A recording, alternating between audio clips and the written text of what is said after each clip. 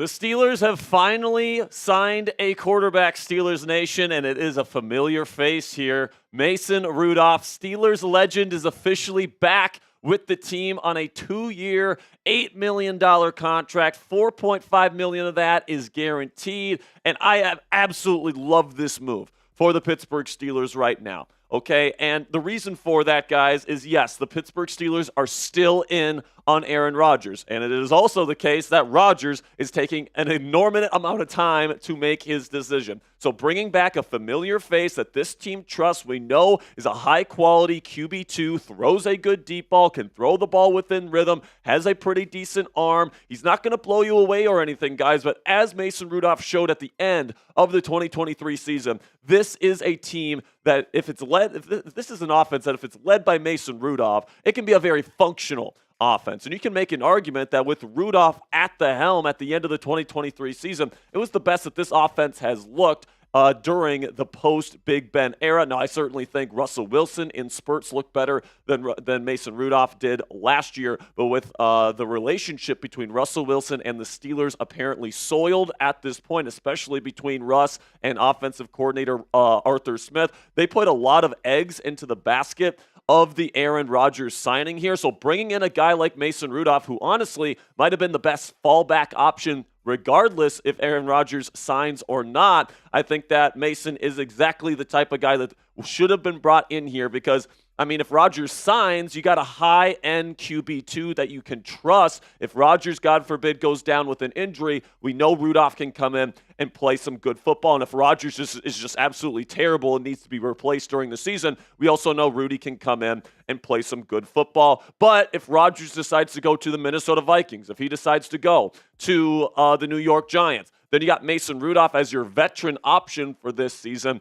and you can draft a quarterback in the 2025 NFL draft. The one thing that I will say about this, guys, is that if Rodgers does sign here with Pittsburgh, I wouldn't expect the Steelers to take a quarterback, especially early in the NFL draft, because you got two veterans that you trust on the roster, and then you probably address the quarterback position with a younger quarterback in the 2026 NFL draft, where the quarterback class is supposed to be better than it is this year. So I think that would actually be a good thing if Aaron Rodgers signs here, because you got two solid quarterback options. You've got some nice upside with Aaron Rodgers, who's a 4-time NFL MVP, still showed some really good flashes with the New York Jets last year, and personally, I think gives this team the best chance to compete for a Super Bowl in 2025. But then you also have Mason Rudolph, who's got a lot of experience in this building, and got a lot of respect from the people in this building as well. So very excited that he is back with this football team. Welcome in to the Steelers Talk Live show here. We are on Aaron Rodgers Watch. We've already got 500 people watching live. I want to give some shout-outs to the people in the chat. So if you're here at the beginning of today's live show, type those real ones,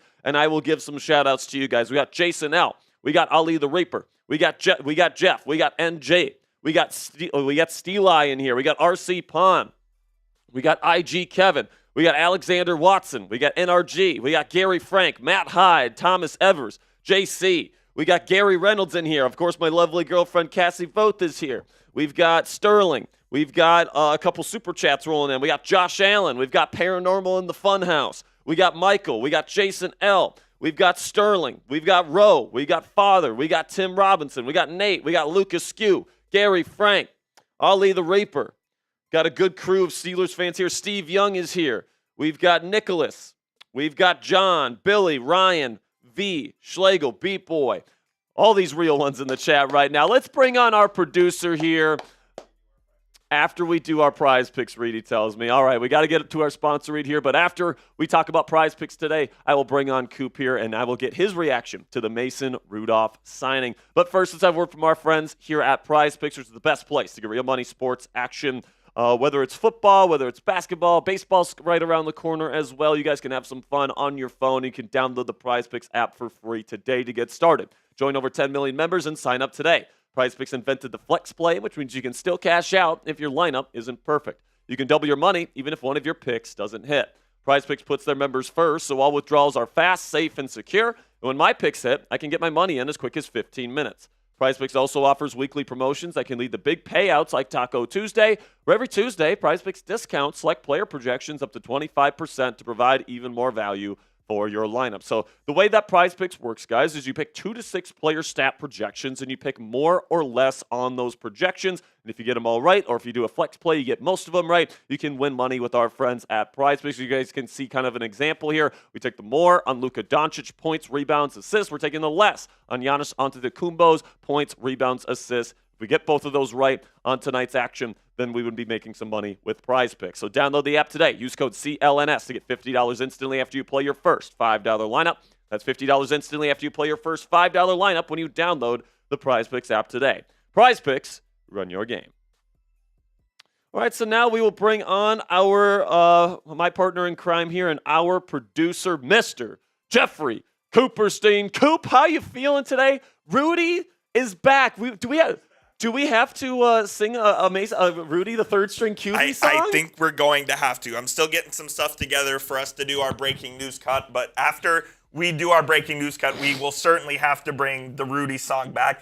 It kind of felt like it was only a matter of time before this happened, if we're being honest. Yeah, and I think it's a really smart move for the Steelers because it gives them a little bit of insurance for the Rodgers decision. Apparently Rudolph was thinking about going back to Tennessee potentially. He was mulling some options. And I honestly thought Rudy wouldn't even consider coming back here unless he was guaranteed to be the starter, because apparently he felt pretty betrayed by this Steelers organization last offseason when they signed Russell Wilson, because they were telling him and his representation, we want you back, we want you back, we want you back. And then at the last second, they went with Russell Wilson. And, of course, Rudolph had to take a backup job with the Tennessee Titans instead of having a chance to compete for the starting job here in Pittsburgh. So he was pretty upset with the Steelers last year, so I was kind of skeptical that he would be willing to come back here. But I like the contract. It's a backup-level contract, just $4 million per season, just $4.5 million guaranteed. And, if you don't get Rodgers, you have Rudolph in there that can be that veteran option for you to start the season. But you can also bring in a rookie quarterback if you absolutely need to, and then you can kind of figure out the quarterback situation as you go. I like Mason's deep ball. He and George Pickens had a pretty decent connection when he started here in 2023 towards that final stretch. He can play within rhythm.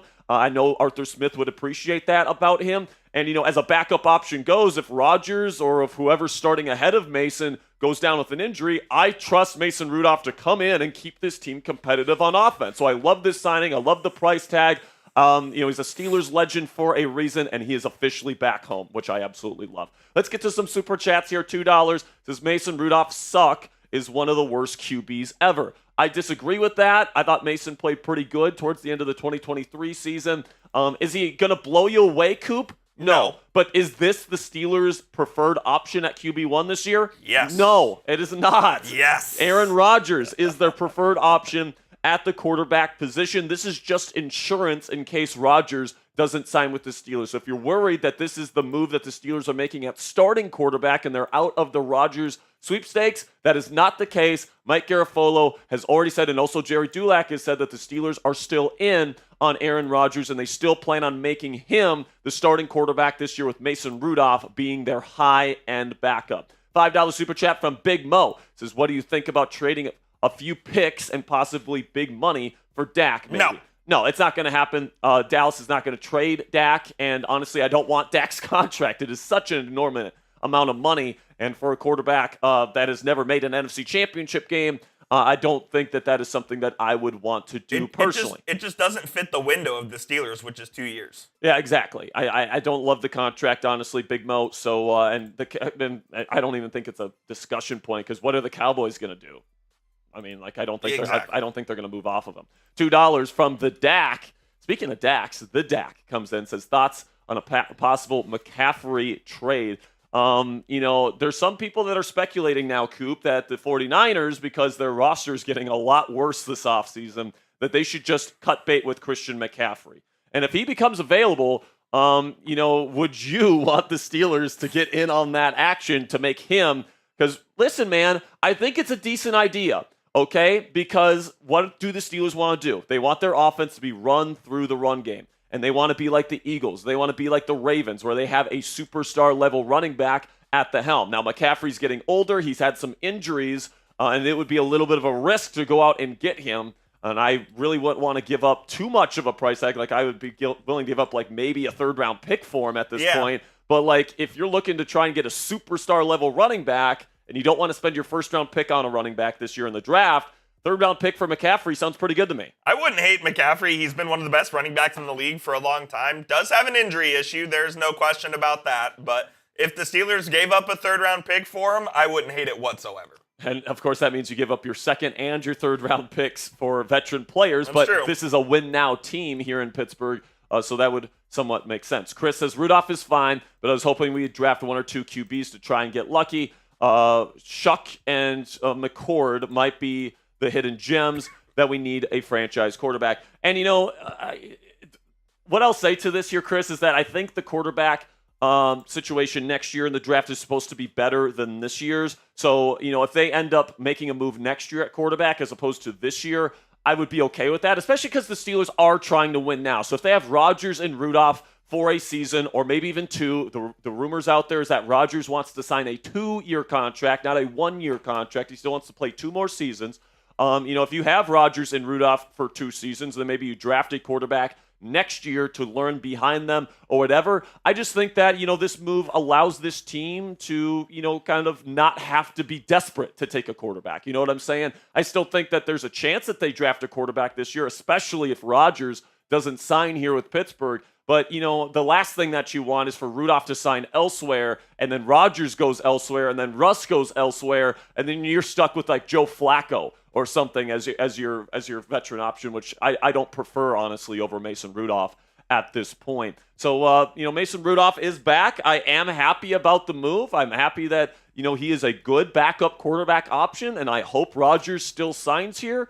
But I can get behind this veteran-led quarterback room for 1 to 2 seasons here as the Steelers continue to try and search for Super Bowl championships before Cam Hayward retires in 2 seasons. And, like I've said from the beginning of this offseason, guys, if you are hoping that the Steelers are going to build for the future, you're going to be disappointed because the Steelers are trying to win now. All right? They have 2 years to get Cam Hayward a ring. That's their focus. And they're going to be getting veteran players. They're going to be getting win-now players. That's why they signed a 34-year-old Darius Slay. They're not necessarily trying to build for the future right now. They're trying to win right now, and this is a move that they think helps them do that, hopefully with Mason Rudolph being your backup quarterback and as an insurance option in case Aaron Rodgers does not sign with you. All right, Coop, are we ready to get into this breaking news cut here? Let's get into our Mason Rudolph cut right now. Rudy is back, and I've got my thoughts on it coming up right now.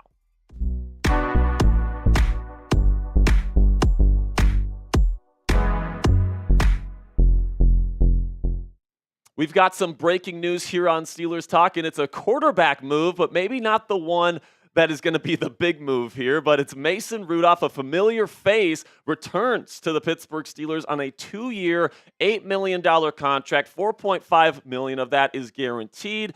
So it's backup money here, guys, and I do believe Mason Rudolph is an insurance policy here in case Aaron Rodgers, who is taking his sweet time to make a decision in terms of what he's going to be doing in 2025, does not decide to come to the Pittsburgh Steelers. I'm going to be talking about why I really like this move for the Pittsburgh Steelers here in just a second. But first, make sure you click that subscribe button because this is why you subscribe to the channel, guys. Every time Omar Khan makes a move this offseason, we are going to get you guys a breaking news video. And, of course, when the Steelers sign their starting quarterback, that would be Aaron Rodgers at this point in time, we will go live if the Steelers sign Aaron Rodgers. So make sure you guys click that subscribe button if you haven't already. Really do appreciate all of your guys' support. So we'll get to some of the reporting here. Mike Garafolo says the Steelers remain in the mix for Aaron Rodgers, but they valued Mason Rudolph and want him to be a part of their quarterback mix no matter what. So they locked him down before anyone else could. So yes, the Pittsburgh Steelers are still in the mix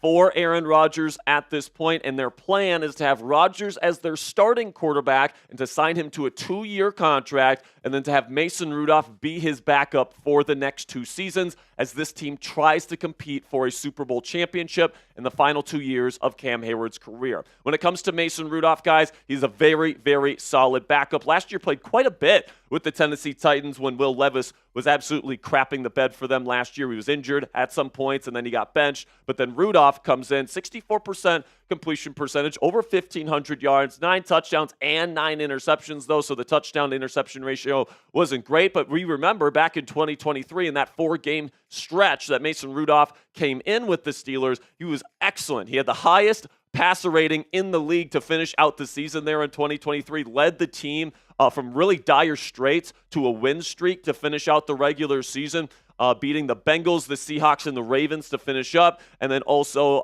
the playoff game against the Buffalo Bills, where the team was competitive but ended up losing by multiple scores in Buffalo.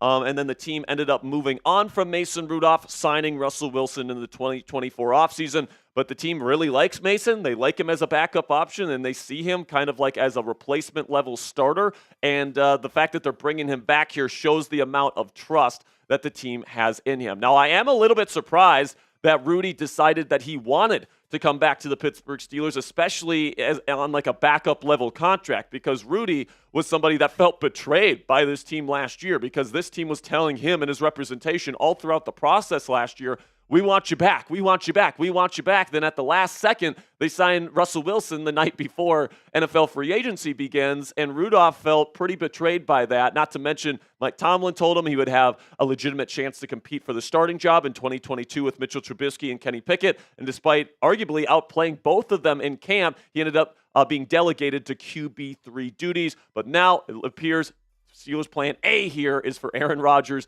to come and be this team's starting quarterback for the next 2 seasons, with Rudolph being the backup. But if Rodgers decides to go elsewhere, Rudolph then becomes the new veteran option in this group. So grade the signing for me down there in the comment section. Give me an A, a B, a C, a D, or an F. This will be the pinned comment on today's show, so YouTube's going to throw you an ad break here in just a couple of seconds. When that happens, let me know your grade for the Mason Rudolph signing. For me personally, guys, I'm going to give this one an A-. All right, I like this signing for the Pittsburgh Steelers because, you are waiting for Aaron Rodgers right now, and you didn't want Mason Rudolph, who was probably your best fallback option. If really, Russell Wilson really isn't on the table right now, that relationship has soured apparently. And if that's the case, Mason Rudolph was probably your best fallback option as a veteran quarterback option if Aaron Rodgers decided to go to the Minnesota Vikings or decided to go to the New York Giants instead of deciding to come to the Pittsburgh Steelers. And, even if Rodgers does go to those teams, you have Mason Rudolph as a really good veteran option for you that has a really good deep ball, can play within rhythm, is generally pretty darn accurate. And is good mental processor, all of those things. But then also you can draft a quarterback in this year's NFL draft to go along with him, and then hopefully one of those 2 quarterbacks work out in the future. So I like this insurance policy here, especially for the price tag. We'll be talking a little bit more about Mason Rudolph and some of the other signings that the Pittsburgh Steelers have made over the last several hours in just a second. But first, we have to talk about our sponsor here at PrizePicks. And PrizePicks is the best place to get real money, sports action on all the types of different sports, guys. You can get NASCAR on PrizePicks, basketball, hockey, baseball's right around the corner. You can get in on the action right now by downloading the PrizePicks app for free. Join over 10 million members and sign up today. PrizePicks invented the flex play, which means you can still cash out if your lineup isn't perfect. You can double your money even if one of your picks doesn't hit.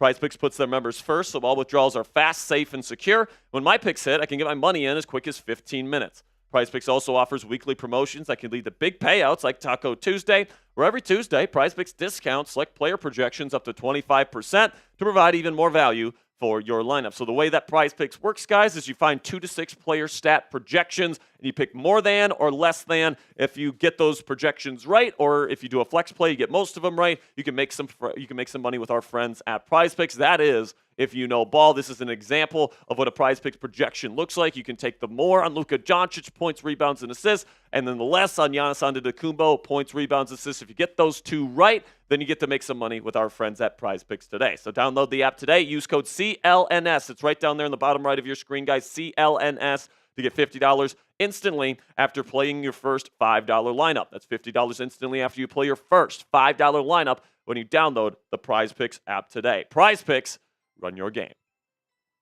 So like I said, guys, if Aaron Rodgers does decide to go to a different team not named the Pittsburgh Steelers, I still think the Steelers are the favorites to land him, but if he does go to the Giants, if he does go to the Minnesota Vikings, Mason Rudolph is somebody that this team trusts to be a veteran option, and I would probably guess that they take a quarterback relatively early in the NFL draft, if that's the case. Whether that's Tyler Shuck out of Louisville, they have put a lot of attention on him. It could be Jackson Dart out of Ole Miss, who they have really kept a close eye on as well. It could be Shadur Sanders if he begins to fall in the first round of the NFL draft. And then they would have Mason Rudolph as kind of the veteran kind of mentor for that rookie in year one. But when it comes to Aaron Rodgers here, guys, I still feel good that he is going to pick the Pittsburgh Steelers, because if he really wants to cherish winning and if he really wants to cherish trying to win a Super Bowl, I think that his best chance to do that out of the realistic options are the Pittsburgh Steelers. Is it still possible that the Minnesota Vikings are still in the mix for him? Yes, but according to Adam Schefter, a report he put out yesterday, Minnesota is moving forward with J.J. McCarthy, and he is, quote-unquote, their guy at the starting quarterback position. So it doesn't really make sense to bring in a guy like Aaron Rodgers if that is the case. I still think at this point my best guess is that Aaron Rodgers chooses the Pittsburgh Steelers whenever he does eventually come to that decision. But I really like the Rudolph pick here in this signing, because it's an insurance policy in case Rodgers does not make that decision. Some of the moves we'll recap here that the Steelers have made so far, and I do expect more moves for the Steelers today, by the way. DK Metcalf, the wide receiver, was the big move of free agency so far. The day before free agency, Omar Khan traded a second-round pick to the Seahawks for Metcalf's services and locked him up to a 5-year, $150 million contract to keep him here for the next half-decade at least. Jaylen Warren will be back next year on the second-round tender, 1 year, $346 million. Darius Slay officially signed his contract yesterday, 1 year, $10 million deal, which is fully guaranteed. Really like that signing for the value. Carlton Davis, Charvarius Ward, guys that I would consider not as good as Darius Slay on film last year, signed for double the money that the Steelers got Darius Slay for, so great value. They also got Malik Harrison as a special teams ace and rotational inside linebacker. They also brought in a really, really good piece at RB3 with Kenneth Gainwell. Brandon Eccles is also a really good depth piece at corner that they signed yesterday as well. And now they add Mason Rudolph to the mix here. 2-year, $8 million contract. A really good, very solid backup level contract here for somebody that this organization trusts, that is beloved by the fans as well. So if Aaron Rodgers comes in, God forbid, gets hurt, and Mason Rudolph can come in, and this season is not completely over. He proved that by saving the season in 2023. He has some established chemistry with some of the players in this locker room already, George Pickens, Calvin Austin III. So I really, really like this move for the Pittsburgh Steelers, guys. And let me know what you guys think down there in the comment section. Will Mason Rudolph start a game for the Pittsburgh Steelers in 2025? Give me a yes or a no. My answer to this is hopefully not. Hopefully Aaron Rodgers comes in and he stays fully healthy throughout the entirety of the season. But I love the fact that Mason is here just in case that needs to be a possibility for the black and gold. Make sure you guys click that subscribe button if you haven't already. If there's more breaking news and the Steelers make more moves later today, we will have breaking news coverage for you guys. And, of course, we will be live if the Pittsburgh Steelers end up agreeing to terms with Aaron Rodgers as well. So make sure you click that subscribe button for the latest surrounding the black and gold. And until next time, guys, here we go, Steelers.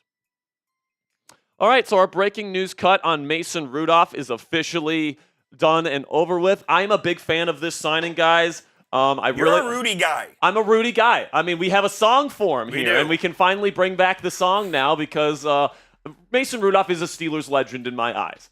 All right, like he came in when the season was.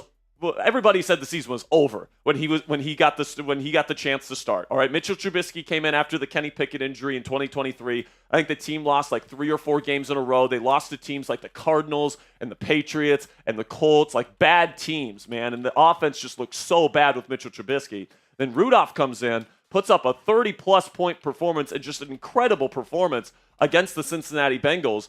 I believe it was on Christmas Eve. Maybe 2 days before Christmas, I can't remember. But then he goes to Seattle. It was kind of a rainy game. He didn't play phenomenally, but they got the win. It was a close game in Seattle. Then he goes to Baltimore, beats the Ravens in the season finale when they were playing their backups. 3 straight wins to go into the playoffs. Then he played fine in the playoff game, I guess. It wasn't good enough to win. I don't think Mason Rudolph is like a top 32 quarterback in the National Football League. I don't want to make it seem like Mason Rudolph is going to lead the Steelers to a Super Bowl as their starting quarterback. But like if you are waiting in limbo for Aaron Rodgers, all right, and like you don't know if he's going to pick you, Like, it makes sense to go with the guy that you trust as a veteran option, especially at the price tag that they got him at, 2 years, $8 million. And then if Rodgers does come to play for you, and it sounds like he's going to sign a 2-year contract with whoever he ends up signing with, you got 2 very good veteran options to try and, make a run at a Super Bowl here while Cam Hayward still has his 2 years left in his career. We've got a ton of super chats to get to, so let's start rolling through them here. All right, let's start rolling through them. Starting with Ben Wright. Ben Wright, $2, says, can you rank the top 7 QBs in the draft 1 through 7? So, yes, I can. So right now, Cam Ward is number 1.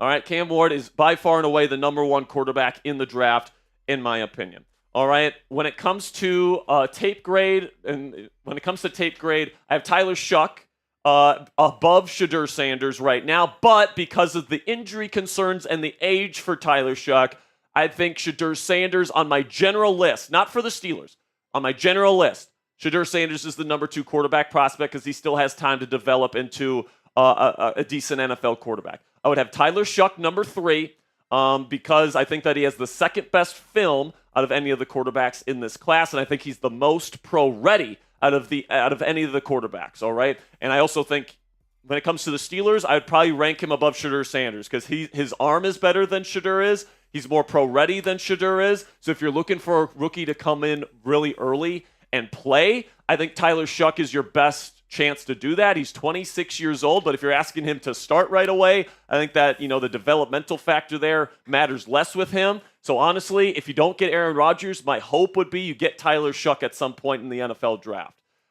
First round might be a stretch, but if you don't have a starting quarterback, you might have to spend your first round pick on Tyler Shuck if that's the guy that you want.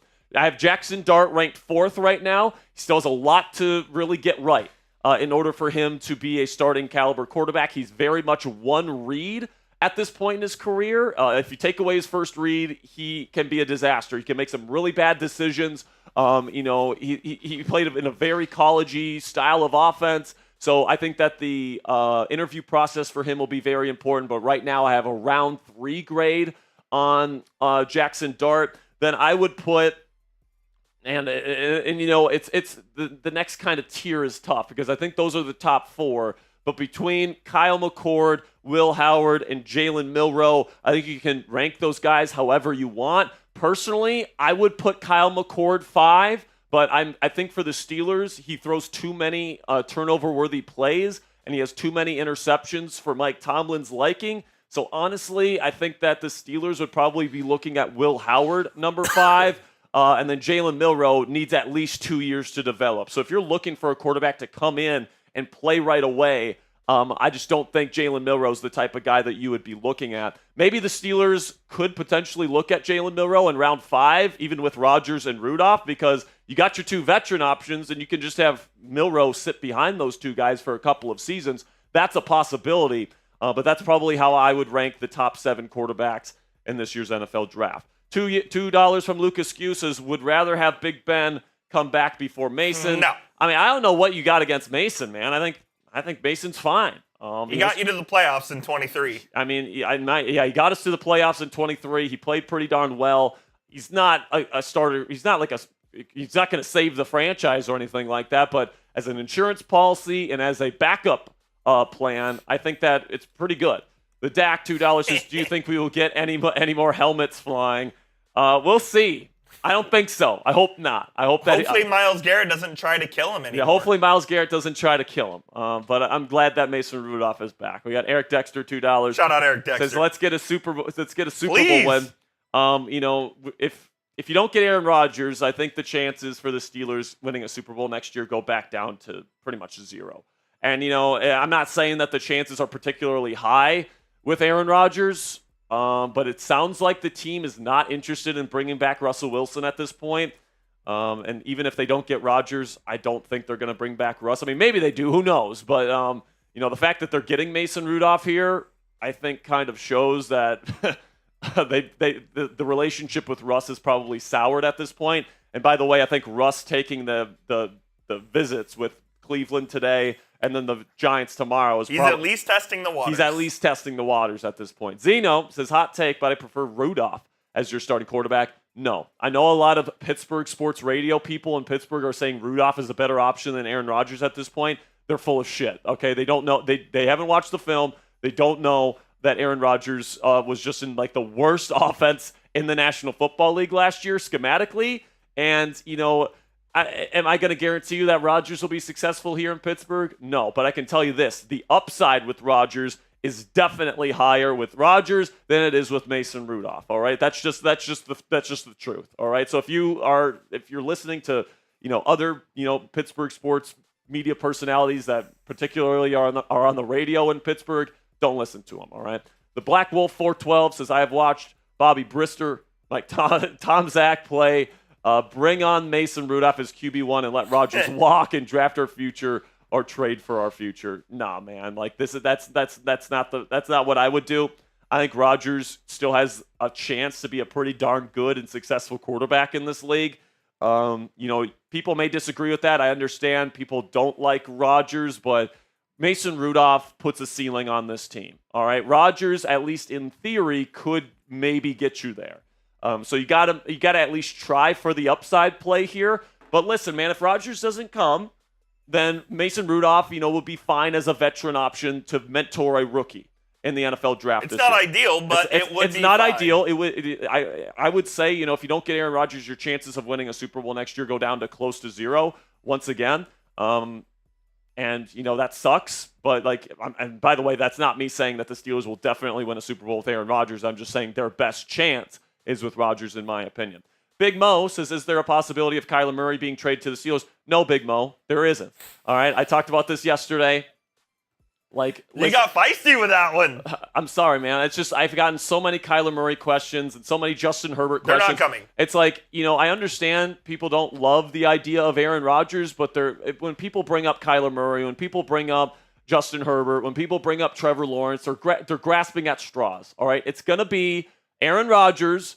It could be Russell Wilson, even though it seems like the team has soured on him, or it could be Mason Rudolph, or it could be a rookie. Those are your four options right now. All right, Kyler Murray, there's zero reason for the Cardinals to let him go. Zero, unless he just wants out for some reason. Unless he's demanding a trade away from Arizona, there's just no way the Cardinals are going to trade him. Jonathan, $5, says, I'm honestly thinking now they're going to miss out on Rodgers and Wilson and get a quarterback out of the draft, and we'll have to see if that works out with that. I mean, listen, man, if the Minnesota Vikings are truly in the mix right now, I think Rodgers may choose them. He might. Because, if you're talking about teams that give you the best chance to win a Super Bowl, I would probably put the Vikings ahead of the Steelers at this point. Kevin O'Connell runs an excellent offense. You got the best receiver in the game in Justin Jefferson.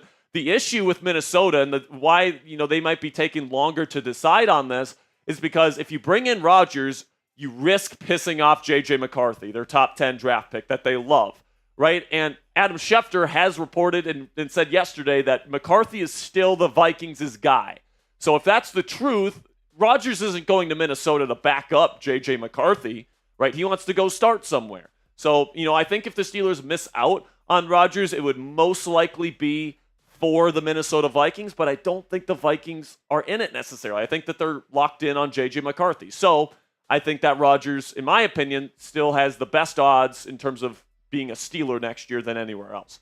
Black and Yellow Podcast says, do you think we still draft a quarterback? If they don't get Rodgers, they will take one early. They will. And I think it will be Tyler Shuck in round one because they met with him very early, top 30 visit already with Tyler Shuck.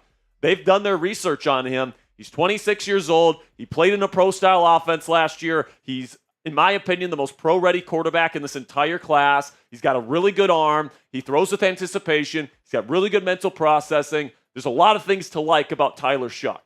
All right? So, I know a lot of people don't like the idea of taking a quarterback in round one this year, but I could see if Tyler Shuck makes it to 21, and if they don't get Aaron Rodgers, I could see Tyler Shuck being the move for the Steelers in the first round. Robert Locke, $20, says, can we get a round of Rudolph, the third string QB? We will give you a round of Rudolph, the third string QB. I feel like we have to. We haven't sung the Rudolph song in a long time. It's been a while. Do you want me to send you the I got the dog. All right, perfect. All right, so should we sing it now? Let's do it. Rudolph, the third string QB. Now second. Finally got a chance to play. And if the NFL tests him, they are gonna have to pay. All of the other QBs took the reps and called him names. Tomlin never let poor Rudy play in any football games. Then with the season on the line, Tomlin came to say, Rudolph, with your throws of might, won't you guide my team tonight?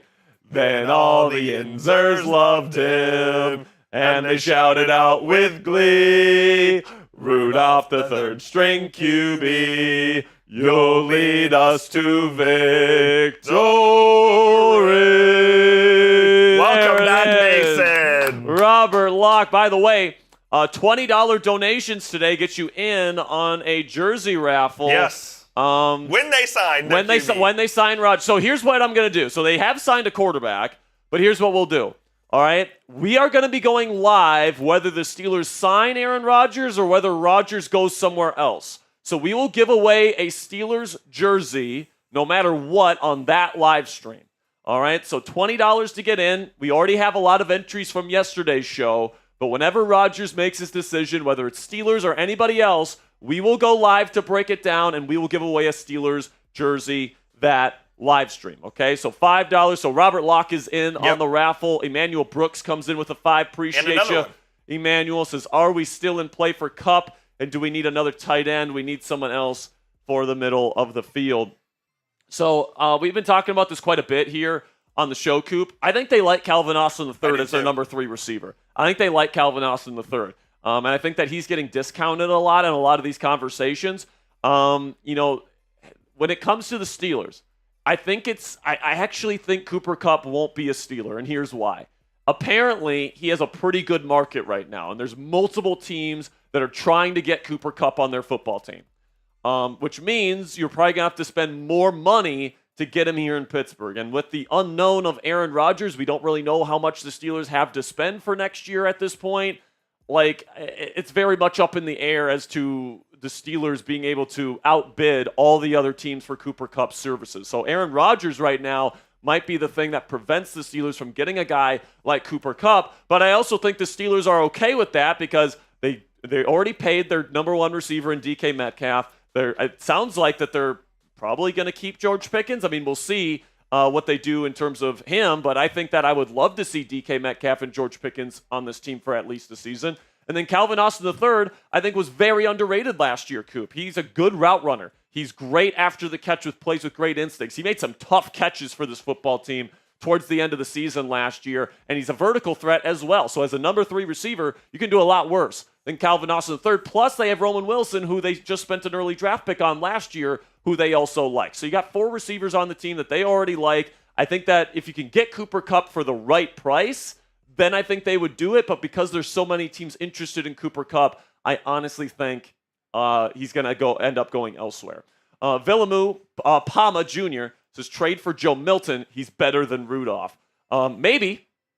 I kind of think a trade for Joe Milton is only possible, Coop, if they don't get Rodgers. Yeah, if they don't get Rodgers, maybe they would trade for him, but Rudolph is their backup. Yeah, it'll be interesting to see what the team does if they don't get Rodgers. Because, would they go for a guy like Malik Willis or Joe Milton to kind of compete with Mason Rudolph, or would they draft a rookie? I think the answer to the question is they would draft a rookie.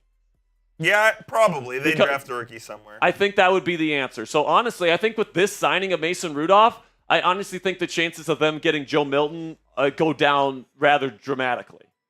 I don't know. That's just my. I don't disagree. That's my read of the situation. I won't say it's impossible they trade for Joe Milton, and I think he did show some good things last year with New England. But I think that this move probably puts a damper on the Joe Milton hopes, if I'm being honest with you. Carl Spackler, $2. Says percent chance that GP and DK turn into the Bass Bros. I think that they could be really good together, Coop.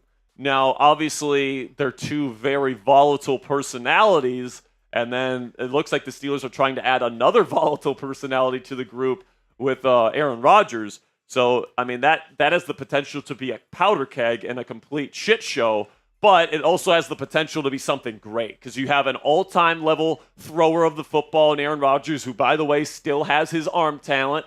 If you want to see Aaron Rodgers' arm talent on display, by the way, go to my Twitter right now, at Jack_Sperry. I posted a short clip of a throw Aaron Rodgers made last year against the Patriots when he was on the Jets, a 40-yard bomb off his back foot while getting absolutely pelted because of poor pass protection, put it right in the breadbasket 40 yards down the field to Garrett Wilson. Like, Aaron Rodgers still has the arm talent, folks, all right? And you combine that ability to throw the deep ball to DK Metcalf and George Pickens, that has the potential to be something special, ladies and gentlemen. All right, so I really hope that this thing works out. There's certainly a chance it doesn't, but I would rather take the chance that it does if I'm the Pittsburgh Steelers. Playboy the Beast official, $1 super chat. Appreciate you, Playboy. You're a real one. $2 from Nick But Worse, as told you yesterday. It's Rudolph comeback season. He's back. Yeah, man. Yesterday, I was skeptical Rudolph would want to come back to Pittsburgh just because of what happened prior. But, apparently Rudolph has gotten over it, and he thinks this is the best place for him. And I'm happy he's back. Nick. I am. $10 from my man Smooty Booty. Says, Rudolph did save Christmas. Exactly. That's why Quite literally saved Christmas for us back in 2023. We have to update the lyrics to second string QB? No, because the legend of Rudolph was him as the third. Because it's like, that's where I'm at right now. All right, so we got the first Venmo of the day coming in. Sounds good. Can we put up the Venmo and the other stuff, the donation stuff? Yep, we can do that. First of all, $10 super chat from Playboy the Beast official. Another one. He said, Mason was loyal to the Steelers for years. I'm glad he's back, even if it was just a backup. Absolutely, man. I completely agree, Playboy. I think Mason Rudolph is a Steelers legend.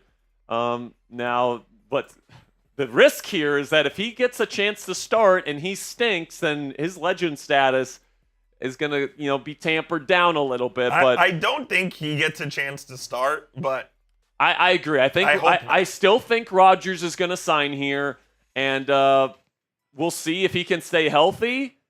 Hopefully he does, and hopefully he plays well, but I won't say the chances of Mason starting another game for the Steelers are zero. Well, it's definitely they're not certainly zero. not. They just signed him, so yeah, exactly. Not. So, if you guys want to donate to the show, we are doing a jersey raffle for the new starting quarterback of the Pittsburgh Steelers. Whenever we know who that is, so we will be giving away that jersey on the Aaron Rodgers live stream. So, no matter what Aaron decides, if he goes to the Vikings, if he goes to the Giants, if he goes to the Steelers, we're going to go live for whenever that decision hits up. We can break it all down with you guys here on the show. During that live show, we will be giving away a Steelers jersey, whether Aaron Rodgers or potentially Mason Rudolph, or maybe we'll just make it whatever Steelers jersey the winner wants. But $20 gets you into the raffle. And if you guys put in Venmo, Cashapp, or PayPal, you get double the raffle tickets. The reason why we give double the raffle tickets to people at Venmo, Cashapp, and PayPal is because we get to keep more of the proceeds. So if you're going to help us out, we're going to help you guys out. All right? YouTube takes a 30% cut of every single super chat that you guys send in. And then Apple takes another 10% of the super chats. But with Venmo, Cash App, and PayPal, we get to keep more of those proceeds to help us buy new equipment, to help us improve our graphics, to help pay the rent, to help keep the lights on, all the stuff that we need here at Chat Sports to be able to give you guys free Steelers content every single day. So if you want to get in on the Steelers jersey raffle, $20 to get in. And if you want an extra raffle ticket, 2 raffle tickets, you can Venmo me at Jack-Sperry, Moneyside Captain Jack 19 on Cash App, or at Captain Jack Rabbit on PayPal. We do have some news, Spare Dog. We have some news. The Steelers have re-signed Scotty Miller to a 1-year contract. I mean, okay, I guess.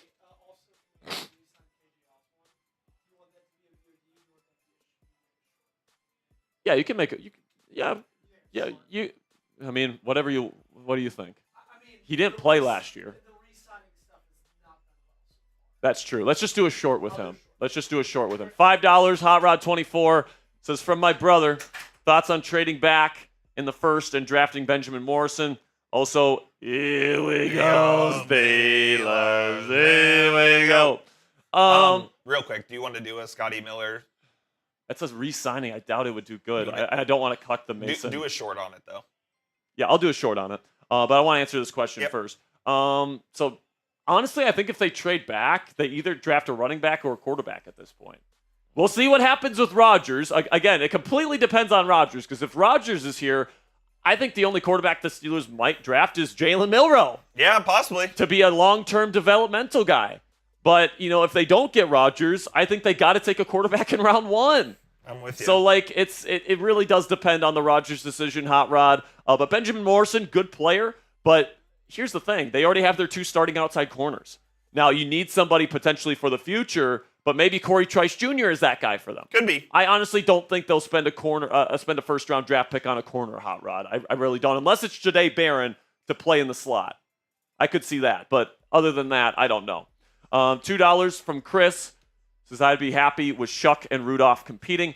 If they don't get Rodgers, that's what I would do, Chris. That's what I would do. Shuck, I think, is the most pro-ready quarterback in the draft this year. There's a lot to like about his film. You're taking a little bit of a risk with the age and the injury, but if he's probably going to start right away for you, I think that, that's the guy you go with. If Shedeur Sanders and Cam Ward go in the top 10, you can't get either one of those guys. And even if Shedeur falls, I would consider taking Shuck above Shedeur Sanders. I would too. Just because you play in the AFC North, you need somebody with a stronger arm. You need somebody that's more pro-ready than Shedeur Sanders is, in my opinion.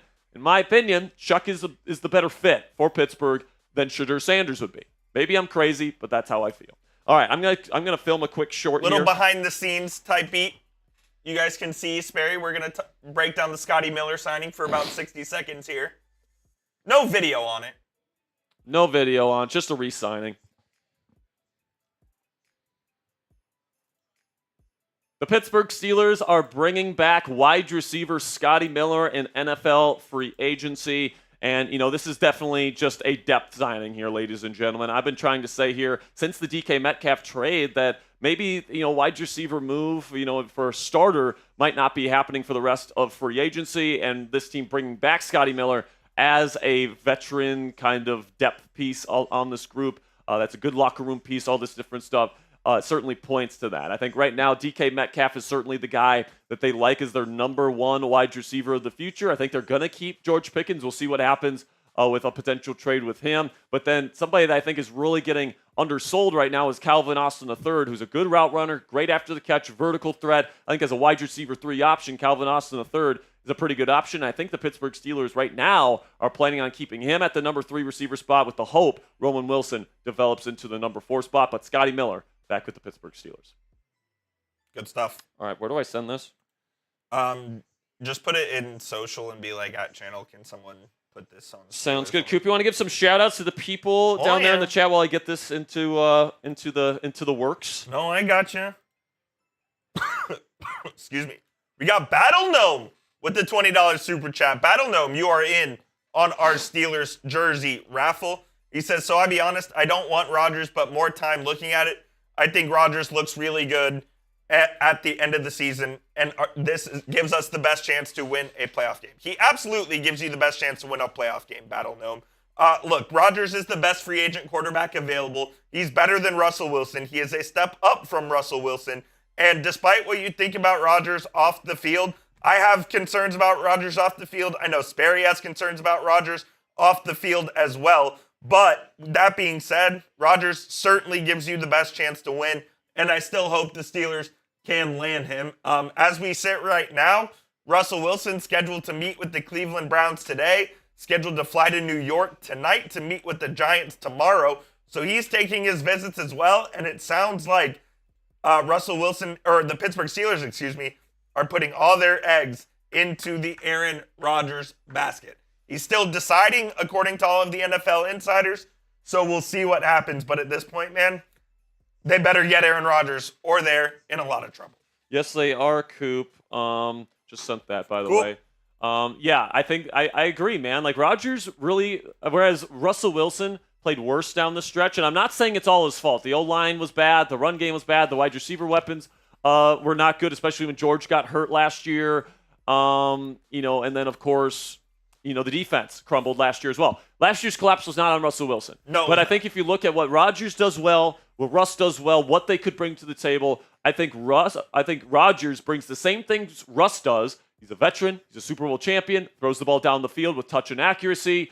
But he also brings some other things. All right, he gets the ball out faster than Russ does, so he'll take less sacks, and then he's a better post-snap processor. All right, like I've watched every single snap Rodgers took in the Jets offense last year. I rewatched a couple more games yesterday to kind of, confirm what I saw. And, there's multiple times where Rodgers was hitting his third or fourth read in the progression. All right, I could maybe count on one hand how many times Russell Wilson got to his third or fourth progression that wasn't a check down last year. All right, so Rodgers, I think, gives you the better post-snap processor, and he gets the ball out faster than Russell Wilson does, which means you would take less sacks. But you still get the downfield throwing ability. You still get the arm talent. You still get the veteran experience. You still get the playoff experience. You still get the former Super Bowl champion mark on him. Like, I just think that Rodgers is the better option. I think that's why you're seeing both the Steelers and the Giants want Aaron Rodgers above Russell Wilson. That's not to say Russ would be a bad fit here in Pittsburgh, especially with DK here, with George, who he has a good connection with. I think Russell Wilson could still fit here in Pittsburgh, and I would not be mad if he was brought back. But it seems as though the relationship between him and Arthur Smith is one that Art does not want to continue at this point, which means that I think at this point you're looking at Rodgers or you're looking at Mason Rudolph as your starting quarterback heading into OTA. Absolutely. So lots of eggs in the Aaron Rodgers basket at this point. Gary Frank, my man, says, I'm okay with Mason. Spend the savings from Rodgers, bolster the O-line and running back. And I think if you get the players, Mason will be good. Mason is a big QB. Coop told you he would be back. LOL. Did I? I mean, did he? I don't know. I mean, maybe he did. But listen, Gary, Rodgers is a better quarterback than Mason Rudolph. He is. He just is. All right? And, I think, you get Rodgers, you have a chance. You have a chance to be really good this year. If you bring in Mason, I think you put a ceiling on this team. All right, like at best, I think you're back where you were last year, where you get 10 wins and you make the playoffs, but you lose in the wild card round. That's where I think the ceiling is with this team with Mason Rudolph. With Aaron Rodgers, who still throws a really fucking good football, guys, really good mental processor, in the role that the Steelers are asking him to play, hopefully with a better surrounding cast than what the Steelers had last year. Rodgers, I think, could still be a winning quarterback in this league. Maybe I'm wrong on that, but I think you got to at least take the high upside play here if you're going to be trying to win a Super Bowl, which is what the Steelers are trying to do. If you're trying to win a Super Bowl, I don't think it's the right decision to go with Mason Rudolph, especially when you have Aaron Rodgers in your sights. Don't think that's a good move. I don't think the extra spending on the offensive line or running back is going to increase your chances, to be frank, Gary Frank. I think they're going to be spending a draft pick on running back regardless, so you're not going to be spending in free agency at running back. And then offensive line, you've already made the investment at that position with 2 first-round picks at tackle, and then you drafted Mason McCormick, who they believe in as well. So they've already made the investment on the offensive line. I've been trying to tell you guys all offseason, they're not going to sign offensive line players to start next year. They're not going to be signing more running backs after the Kenneth Gainwell signing. They're going to draft a running back, and they've already made the investment on the O-line. So those 2 position groups, I don't think you really need to save money with Rodgers to bolster. GB Travels, $2, says wild card and done season. Mike Tomlin fired. Who is the next head coach? Hopefully not. First of all, if they make the wild card again and they lose, I think Mike Tomlin gets another season. I think they have to miss the playoffs. You'd think if they make the first round and they lose, he's back again? Yes. For Cam Hayward's final season, he will get one last chance to win a playoff game. I don't know, dude. He needs to, but I will say, he has to win a playoff game in the next 2 years or he's fired. Yeah, I don't know. But, next year, if he makes the playoffs and has a good season but loses in the first round, I do think he will be back for one more season, and then he will be there for Cam's final year, and if they still haven't won a playoff game, then they'll fire him. I think they'll fire him this year if they don't make the playoffs and they have to restart. That's what I think. So who is the next head coach? I would want it to be Brian Flores. Give me an offensive guy. I don't know who it is. But the reason why I like Flores is because you have to have somebody that can fill Mike Tomlin's shoes from a charisma standpoint, and Flores gets you close to that. Plus, he's a brilliant defensive mind. Every single head coach in Pittsburgh Steelers history has been a defensive head coach. If you're going to go defense, go with the guy with the connections to the Kevin O'Connell tree. Do we think Flores has learned from the Tua situation? I do. Okay. I do. And the reason why I think that is because before he went to Miami, all he ever knew was like a decade of Bill Belichick, who was a dictator. True. Since then, he's coached under 2 players coaches, and Mike Tomlin and Kevin O'Connell. We have some Commanders news here. Andrew Wiley restructured contract that will keep him in Washington. He stinks! For those of you that don't know, Jack Sperry also covers the Commanders here at Chat Sports, and we've watched a lot of Andrew Wiley, and that brother's awful. Andrew Wiley stinks. And they just, not only did they bring him back, they're bringing him back for multiple seasons. What a joke. What a joke. Regardless, though, if Mike Tomlin's fired, I would be fascinated to see where the Steelers go from there. Yeah, absolutely. Lucas Skew, $5 is a reason I don't like Rudolph is because he is so inconsistent. I mean, he almost has as many career interceptions as touchdowns. That's not good. And this is exactly why I'm saying Rudolph is not the guy that you want over Aaron Rodgers. The people in this chat saying they'd rather have Mason as the starter over Rodgers next year. With all due respect to you guys, I think you guys are crazy. I agree. All right? Like, Rudolph is a backup quarterback. That is what he is. He's not a guy that's going to lead this team to a Super Bowl. All right? And, I would rather go with the high upside play in Aaron Rodgers. Is there a chance it blows up in Mike Tomlin's face and he ends up getting fired? Yes. But, like, if you don't like Mike Tomlin, and I know there's a lot of people in this chat room that don't like Mike Tomlin and want him to be fired, wouldn't it be a good thing if Aaron Rodgers came in here and completely ruined the locker room and completely blew this entire thing up? I mean, if anything, he could be a cleansing fire for the Pittsburgh Steelers. And that's the positive spin on even if he fails, it could be good news for the future of the Pittsburgh Steelers. So, I think that Rodgers is the guy that is the right choice here. Mason Rudolph is a backup quarterback. I think he's a good backup. I think the signing is good because if Rodgers, God forbid, gets hurt, we've seen Mason Rudolph play well. Kyle Juszczyk is meeting with the Pittsburgh Steelers today. This is the signing that I've been saying the last couple days, guys. Fullback Kyle Juszczyk is visiting the Pittsburgh Steelers today, and he may sign. And I would love that signing, Coop. I said that. As soon as he was released, I was like, I would love the Steelers to get Kyle Juszczyk. Juszczyk is still, in my opinion, the best fullback in the National Football League. I would love that. I would love that because Arthur Smith wants to run, two running back sets. Arthur Smith comes from the world of heavy personnel. Like, he wants to go 21, 22 personnel sometimes. How about that guy, Twitter with sources? We saw that earlier. Yeah, exactly. There was a guy on Twitter who said he's Kyle Juszczyk's neighbor and thinks he's visiting the Steelers today. And he is. Sure as shit. Apparently, what that guy is claiming, the Steelers are offering him a 2-year deal worth $10 million. So $5 million per season for a fullback. Interesting. Is what it would be. Javon says, long live Rudolph. Puts a goat emoji in there. Yeah, man. Rudy's a Steelers legend. I'm very happy that he's back. Adam Schefter just reported this after being released by the 49ers free agent Pro Bowl fullback Kyle Juszczyk is meeting today with the Pittsburgh Steelers. And if I'd have to guess, guys, I would think this gets done today. So too. I think this gets done today. And the Pittsburgh Steelers, as we know, want to run their offense, in the classic Shanahan style.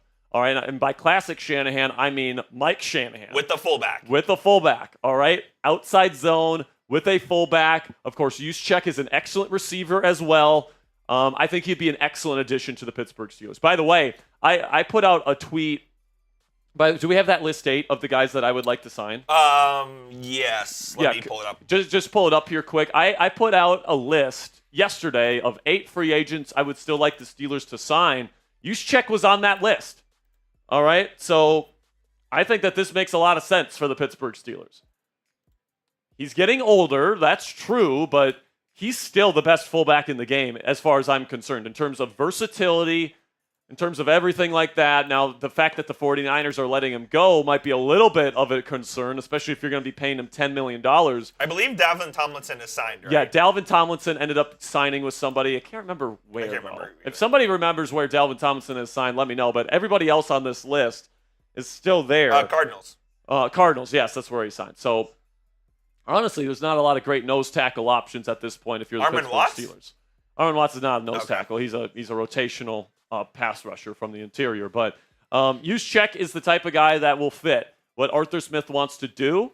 And would it be crazy to say go get Juszczyk then trade for Christian McCaffrey? I'm in. If you could get McCaffrey for third or fourth round pick, I'd be in. The Niners seem like they're blowing it up. I mean, would you rather trade a third or a fourth for McCaffrey, or would you rather spend a first round pick on a running back? Exactly. That to me, that's the choice. The Dak says safe to say Tyler Shuck arm angles are crazy. Yes, Tyler Shuck has really good arm talent. He can throw from all the arm angles and all the off-platform stuff that you want. But the other thing, outside of that, all that stuff is fun.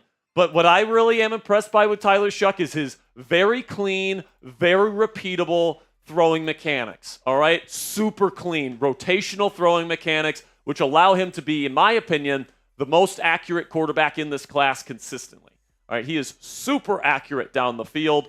The reason why his completion percentage numbers aren't as high as a guy like Shedeur Sanders or anybody else is because Shuck had a ton of drops from his receivers at Louisville. I mean, his number one receiver was Ja'Cory Brooks, who's pretty good, but he's expected to be like a 7th-round pick for an NFL team this year. So he had a terrible offensive line. He had a really bad situation with his wide receivers, and he was still making some crazy throws, man. Christopher Baker coming in with a 10. Appreciate you, Christopher. And then Eddie Bryant coming in with a 20, and he says, let's go, Rudy. Let's go. I'm happy he's back, man. I'm happy Mason Rudolph is back on the Pittsburgh Steelers. Eddie, you're in the raffle. 2 tickets. Eddie, you are in the raffle with 2 tickets. Battle Gnome says another thing people talk about how bad he was last year. I feel he did well after only being a year after an Achilles injury, and he started to play better at the end of the year. Yeah, man. For sure. Listen, man, having Davante Adams with him certainly helped. If you watch the Jets film last year, Davante Adams is still easily a top 15 receiver in the league, which was why I was bummed the Steelers weren't able to get him, because I think if they would have signed Davante Adams instead of the Rams, Aaron Rodgers would have already signed with the Pittsburgh Steelers. But you don't get him. You get DK Metcalf, who Rodgers has never played with, which could still be appealing to him. It sounds like the Steelers are still the favorite to get Rodgers at this point. I still think he fits what Rodgers wants to do stylistically. But Rodgers is coming off the second year off his Achilles now, which if you ask anybody about Achilles injuries, the second year is always better than the first. So his mobility should be better than it was last year. And he got better as the season went on. And he still has the mental processing chops. He still has the arm talent.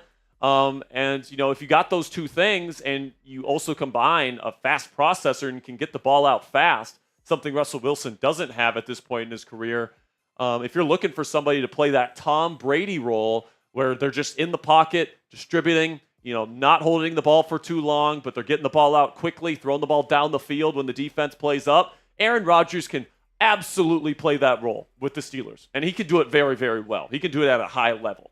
All right, so I'm a believer in Rodgers. I get why certain people are not, and I certainly acknowledge the reasons why people are not. He could be a failure here in Pittsburgh, but I think he gives this team the best chance to be successful next year. $5 from John Meekins says, how you feel about getting Rodgers moving up to get Genty and take Darton round 3. Well, I mean, if you're moving up to take Genty, what pick are you giving up to get him then? A 2026 pick? Because, you're assuming the Steelers keep their round 3 pick in this scenario. So I don't know how realistic that is. He says, as well, do you think GP will give up his number like Puka did? I don't think so. Puka wanted to change his number. Yeah, Puka wanted number 12. Yeah. So GP probably wants 14. No, he wants 1. GP wants 1? GP wants 1, but the Steelers don't give it out. But Art Rooney just refuses to give out number 1. So I don't know what's going to happen. But rumors are DK is going to play in the number 4. Ooh, I like that. So I wouldn't hate that necessarily. I like that. Major Ackerman, $5, says, what do you think happens if it's Rudolph versus Shuck in a quarterback competition if it comes down to it? I would guess Shuck wins. But Rudolph, I mean, he can hold his own. It's not like he's like a terrible quarterback, right? I think but if you Shuck would perform better, I think Rudolph would start and they'd eventually go to Shuck. Yeah, that's definitely possible too. I think I think what it would be is that Mason would have pole position. Exactly. And then if Shuck, plays really well in the preseason and he's looking really good in camp and all that stuff, then it would be Shuck. But if you ask me who gives this team a better chance to, win next year, I would say Shuck right now. I'm with you. Because, I'm high on Shuck, all right? I understand not a lot of people are as high as I am on Shuck, but I've seen his film, man, and it's impressive. And by the way, I'm not alone on that. Todd McShay, Greg Cosell, a lot of Louis Riddick from ESPN, a lot of people that actually watch film like Tyler Shuck's film, guys. Gary Frank, $2, says Shuck versus Mason on the first reads. They're both pretty good. Mason is pretty good on his first read. That's why he had some success with Pittsburgh in 2023. But Shuck is very good as well. So, honestly, I say it's a wash. So you look at other things. You look at playmaking ability. You look at post-snap processing after the first read. You look at, the ability to make, better types of throws, more throws in his bag. In my opinion, that's Shuck. So that's my opinion. $2, Anthony James. AR12, Aaron Rodgers going 9-8, prolonging the inevitable rebuild. If they get Rodgers, I'll bet the over on 9. I would bet the over on 9. You won 10 games with Kenny Pickett, Mitchell Trubisky, Mason Rudolph, and then Russell Wilson. I'll bet the over on 9. I think Aaron Rodgers is better right now than Russ was even last year. So I would say 10, 11 wins for the Steelers next year at least. Playoff berth with Aaron Rodgers if everyone stays healthy or the team stays relatively healthy. But if I can't sit here and promise you that they're gonna win a playoff game or that they're gonna win a Super Bowl with Rodgers. I do think they're a playoff team with him. I think they get more than 9 wins if they can stay healthy. But that's just my opinion. Appreciate the $2 super chat, Anthony. Dom, $5 super chat says, why do the Steelers keep going after old QBs that teams pay to go away every year? We might get Patrick Mahomes when he is 40 in a decade. The Steelers will only be so lucky to get Mahomes if they were 40, when he's 40. Exactly. But the Steelers keep going after these older quarterbacks because, A, they don't have any great long-term options available to them. And no, Justin Fields was not a great long-term option. And then B, they're trying to win now. And they're not asking their quarterback to be a superstar level quarterback. Remember what the Steelers are asking out of their QBs, guys. They're asking their quarterback to be a game manager, to execute an NFL offense at a high level, not turn the football over, throw a good deep ball from time to time, and make a big throw or get a big drive together once in a while. Aaron Rodgers is more than capable of doing that with the proper help around him. All right, and that's the thing that I think gets misconstrued about the Russell Wilson debate, about the Steelers quarterback debate. The Steelers want to be a run-first offense. All right, they want to pound the rock, and they want to play great defense. They want to protect the football, and they want to take the football away. That's how they want to win games. In that system, all you need is a quarterback that doesn't turn the ball over, that is accurate enough to keep the chains moving, that is a good mental processor, doesn't take too many negative sacks and negative plays, and then can throw the deep ball. That fits Aaron Rodgers' skill set at this point in his career. If you're asking Rodgers to come in here and completely carry the offense the way that they asked Russell Wilson to last year, he's going to fail. All right, I'm going to tell you that right now. But the Steelers believe in their young offensive line. They believe they're going to fix their running back room and get the right running back in the draft. They believe DK Metcalf is a perfect complement to George Pickens, and that DK is going to be this team's version of A.J. Brown. And they believe with the offense getting better, that's going to lead to the defense playing better as well. So that is the vision for the Pittsburgh Steelers. They're trying to win now, and they believe these older quarterbacks that have seen every coverage in the book and are good mental processors that protect the football and still have the arm talent to throw the ball down the field are the best options for them moving forward. That's the answer why they keep going after the old guys, Dom. Gary Frank, $2, says, let's go Tootie Rudy with his big booty. Pause. Next question. $20 from, speaking of booties, Smooty Booty coming in. Says CMC is always hurt. What's the Cashapp? My Cashapp is money sign Captain Jack 19. There it is. It's right here, Smooty Booty. Appreciate you, man. Money sign Captain Jack 19. We'll make sure if you put in the Cashapp Smooty Booty that will get you that extra raffle ticket. John Masood, $10. My man, John Masood. He says Jack, Cassie Voth, and Coop. John Masood. Why is Cassie the only one that gets a last name? What's going on, John? I don't know if he knows my last name. Well, or your last name. Well, your last name is Coop. He should know your last name. He should know my last name. But Meech, we love you, John. What is your definition of a successful Steelers season this year? A playoff win. Yep. I think a playoff win. Period. A playoff win and a legitimate chance to win a Super Bowl. And, if you can win a playoff game, you can win multiple playoff games.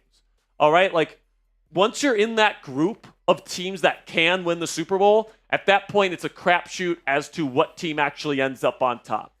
The Steelers, the best that Mike Tomlin and the best that Omar Khan can do is put this team in a position where they could win a Super Bowl. That would be a successful season to me. And I think Aaron Rodgers gives this team the best chance to put them in contention for a championship. All right, I can't guarantee you that they'll win it. I can't guarantee you that they'll even win a playoff game with Rodgers. I can't even guarantee you that they'll make the playoffs with Aaron Rodgers. I'm just telling you, he gives them their best chance, at least in my opinion. So, you know how Southwest Airlines said that they're going to start charging for bags? Yeah. Look what they just put on Instagram. This is real. Oh, my God. That's unbelievable. I just got a Cashapp here. Sounds good. Also got a 2 from Shady. Steelers 17-0. Heard it here first. Shady, if the Steelers go 17-0 this season, I'll get a tattoo. If Aaron Rodgers... I'll get a tattoo if they go 17-0. Okay, last year I said if the Steelers won the Super Bowl, I would get TJ Watt's signature on my ass. You did. Tattooed to my ass. If Aaron Rodgers comes here and he wins the Super Bowl with the Steelers, I'm changing it to Aaron Rodgers. I will get an Aaron Rodgers signature tattooed on my butt if he wins a Super Bowl with the Pittsburgh Steelers. That's what I'll say. Shady, I don't think it'll be 17-0. Hope it is. I don't think it's going to be, but if they go 17-0, I'll get a tattoo. All right, cool. You heard it here first here, guys. We got a Venmo here as well. Sounds good. Also, can you go into the bullpen or ask somebody to grab me a vitamin water? Where is it? It's in my side pocket of my backpack next to my desk.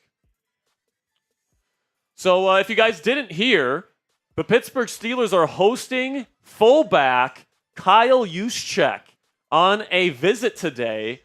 Arthur Smith in the past has dabbled with multiple running back sets. He even tried to use Connor Hayward as a fullback last year. Now, Connor wasn't particularly great at it, which is why they may be looking to get potentially the best fullback in the game. And the rumors are it could be a 2-year, $10 million deal for Juszczyk to come to Pittsburgh. You said it's in your backpack? Yeah, it's in my backpack in the side pockets. So listen, man, unless you're like Russell Wilson and you're taking multiple visits, usually if you're doing a visit with a team at this point in free agency, there's a pretty decent chance that you're going to sign with that team. So it's possible that they're just like checking out his medicals and that's why they asked him to come to Pittsburgh. Could be. We'll see what happens, but I think that there's a pretty good chance that Kyle Juszczyk will be a Pittsburgh Steeler today, and I'm here for it. Oh, I'm in on it. He's an offensive weapon, man. He's a great blocker, great receiver. If Arthur Smith wants to, really blur the lines between the Steelers' run game and the Steelers' pass game, which is what Arthur wants to do, I think Juszczyk is a great piece to add to this offense, especially for the right price. I think it's a lot more likely they sign him to a contract today than Cooper Kupp. Aaron Joseph Allen, $20. I think this might be Smooty Booty. He says jersey entry. If that's Smooty Booty, let us know in the chat. But Jadrian Vasquez coming in with a $1 Venmo here. And he says, do you think Mason could start? And another question is, do you think A-Rod could retire? I think it's possible Rodgers could retire, but I don't know if he would be showing this much interest in teams. And I don't think he would be taking this long to make his decision and, dragging these teams along as long as he has if he's eventually going to retire. That would be such a bullshit move if he decides to retire at this point in time, in my opinion. So I still think the most likely scenario, I'd put the highest odds on the Steelers. I'd put the second highest odds on the Vikings. I'd put the third highest odds on the Giants, and I'd put the fourth highest odds on retirement. I think that's the least likely scenario at this point is Rodgers retires. To answer your other question, do I think Mason could start? he could start. Thank you, Avery. Oh my goodness! Don't do that. What did you do? Did you steal one of my shirts today? Because it's you see it. Shirt's a little big on you, dude. Hey, yeah, come show the people the shirt, Penny. It looks like she can't see, but her shirt is like very oversized. So it looks like she's wearing one. That's the trend, Smear Dog. I guess it is the trend. So thanks, Penny. Appreciate you. Hey, thank you. All right, thank you so much.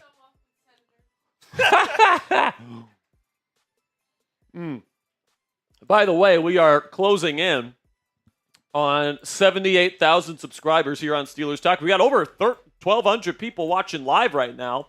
Thank you guys so much for tuning in here. Pat McAfee's going on right now. They already talked about Rodgers. I don't know what they were saying, but they're just basically the stuff about essentially, Wilson just showing the picture of him on the beach in Malibu yesterday, all that different stuff. We got more questions we got to get to here in just a second, but first, let's have a word from our sponsor today at Prize Picks, which is the best place to get real money sports action all on your phone. Join over 10 million members and sign up today. Prize Picks invented the flex play, which means you can still cash out. If your lineup isn't perfect, you can double your money, even if one of your picks doesn't hit.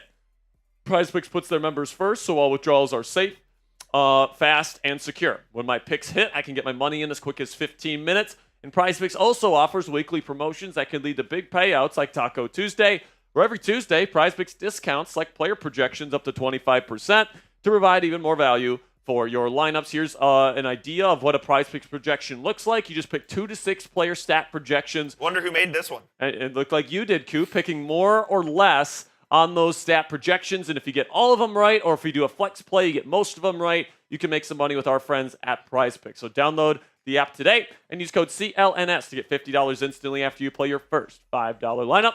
That's $50 instantly after you play your first $5 lineup when you download the Prize Picks app today. Prize Picks, run your game.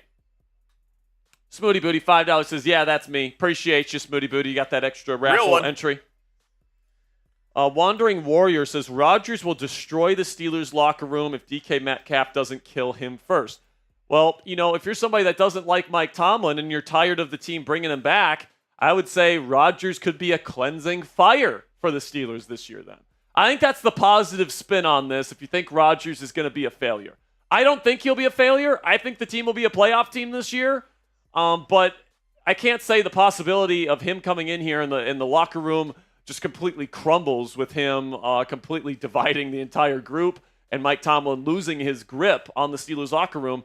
It's certainly a possibility. And if that happens, then maybe finally this team can move forward with somebody that's a little bit more modern at head coach. And maybe that's exactly the type of move this team needs to be able to, get back to competing for championships in future seasons. Maybe they need, kind of a cleansing year this year where Aaron Rodgers is just a complete failure that proves once and for all that Mike Tomlin needs to be fired, and then the team can finally move on with a new quarterback they draft in 2026. By the way, that would mean, if the Steelers suck next year with Aaron Rodgers, that means the Steelers will finally have a high draft pick next year. And that means that they can finally be in position to draft a franchise quarterback, by the way, in the city of Pittsburgh, where the draft is held in 2026.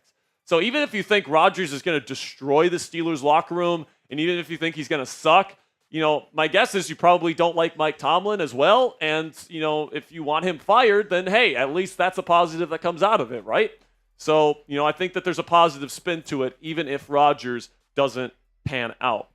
Because, I think at this point, with Cam Hayward 2 years left on, his contract and in his career, you just got to make the moves that you think gives you the best chance to compete. And I think Aaron Rodgers at this point does that. If he doesn't, Tomlin gets fired and you can start over. We'll recap the moves that the Steelers have made to this point in NFL free agency. DK Metcalf was the big move so far. He still doesn't have, well, I guess he has Mason Rudolph now, but if he doesn't have Aaron Rodgers throwing in the football, it's probably who he was expecting when he signed that 5-year, $150 million contract, or at least I don't think he has signed the contract yet, Coop. So DK? He has agreed to it, but he has not signed the contract officially yet, so keep that in mind. But sent the second-round pick in exchange for him on Sunday. They also brought back Jaylen Warren on the second round tender. That's 1 year, $5.346 million. Really good value here, guys, on Darius Slay. He's 34 years old. He's older. He's going into the final year of his career. So that tells you exactly where the Steelers are in terms of wanting to win now, because Darius Slay is coming here to win one more ring with Mike Tomlin and the Pittsburgh Steelers. $10 million deal. So kind of got a steal with him. He has excellent tape from last year. Malik Harrison, 2 years, $10 million to be a special teams ace and a rotational linebacker. Kenneth Gainwell, a really, really good running back option as like a secondary running back option, comes in here. If Jalen Warren or the new running back that they end up signing gets hurt, Gainwell is going to be able to come in and be a really, really good player for the Pittsburgh Steelers. If we can move to the next graphic, Coop.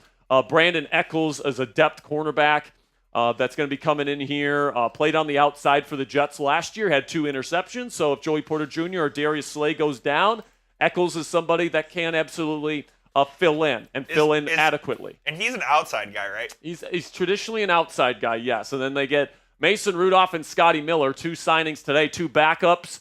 They also brought back backup center Ryan McCollum earlier this week as well. So Mason Rudolph is back on a 2-year, $8 million deal.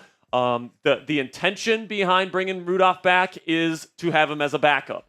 So, they still plan on bringing in Aaron Rodgers, but with Rodgers taking his sweet time making a decision here, they wanted to have an insurance policy. Rudolph, in my opinion, would have been the best fallback option if they don't want to bring back Russ and Rodgers goes elsewhere. So I like the fact that he's back as a solid backup option. And, of course, Scotty Miller, depth piece, not really worried about him. Is Ben Skoranek still on the roster? No. Oh, he's not? I would like them to bring back Ben Skoranek. He's a good blocker. Though. Really good special teamer, blocker. Would love to have him back.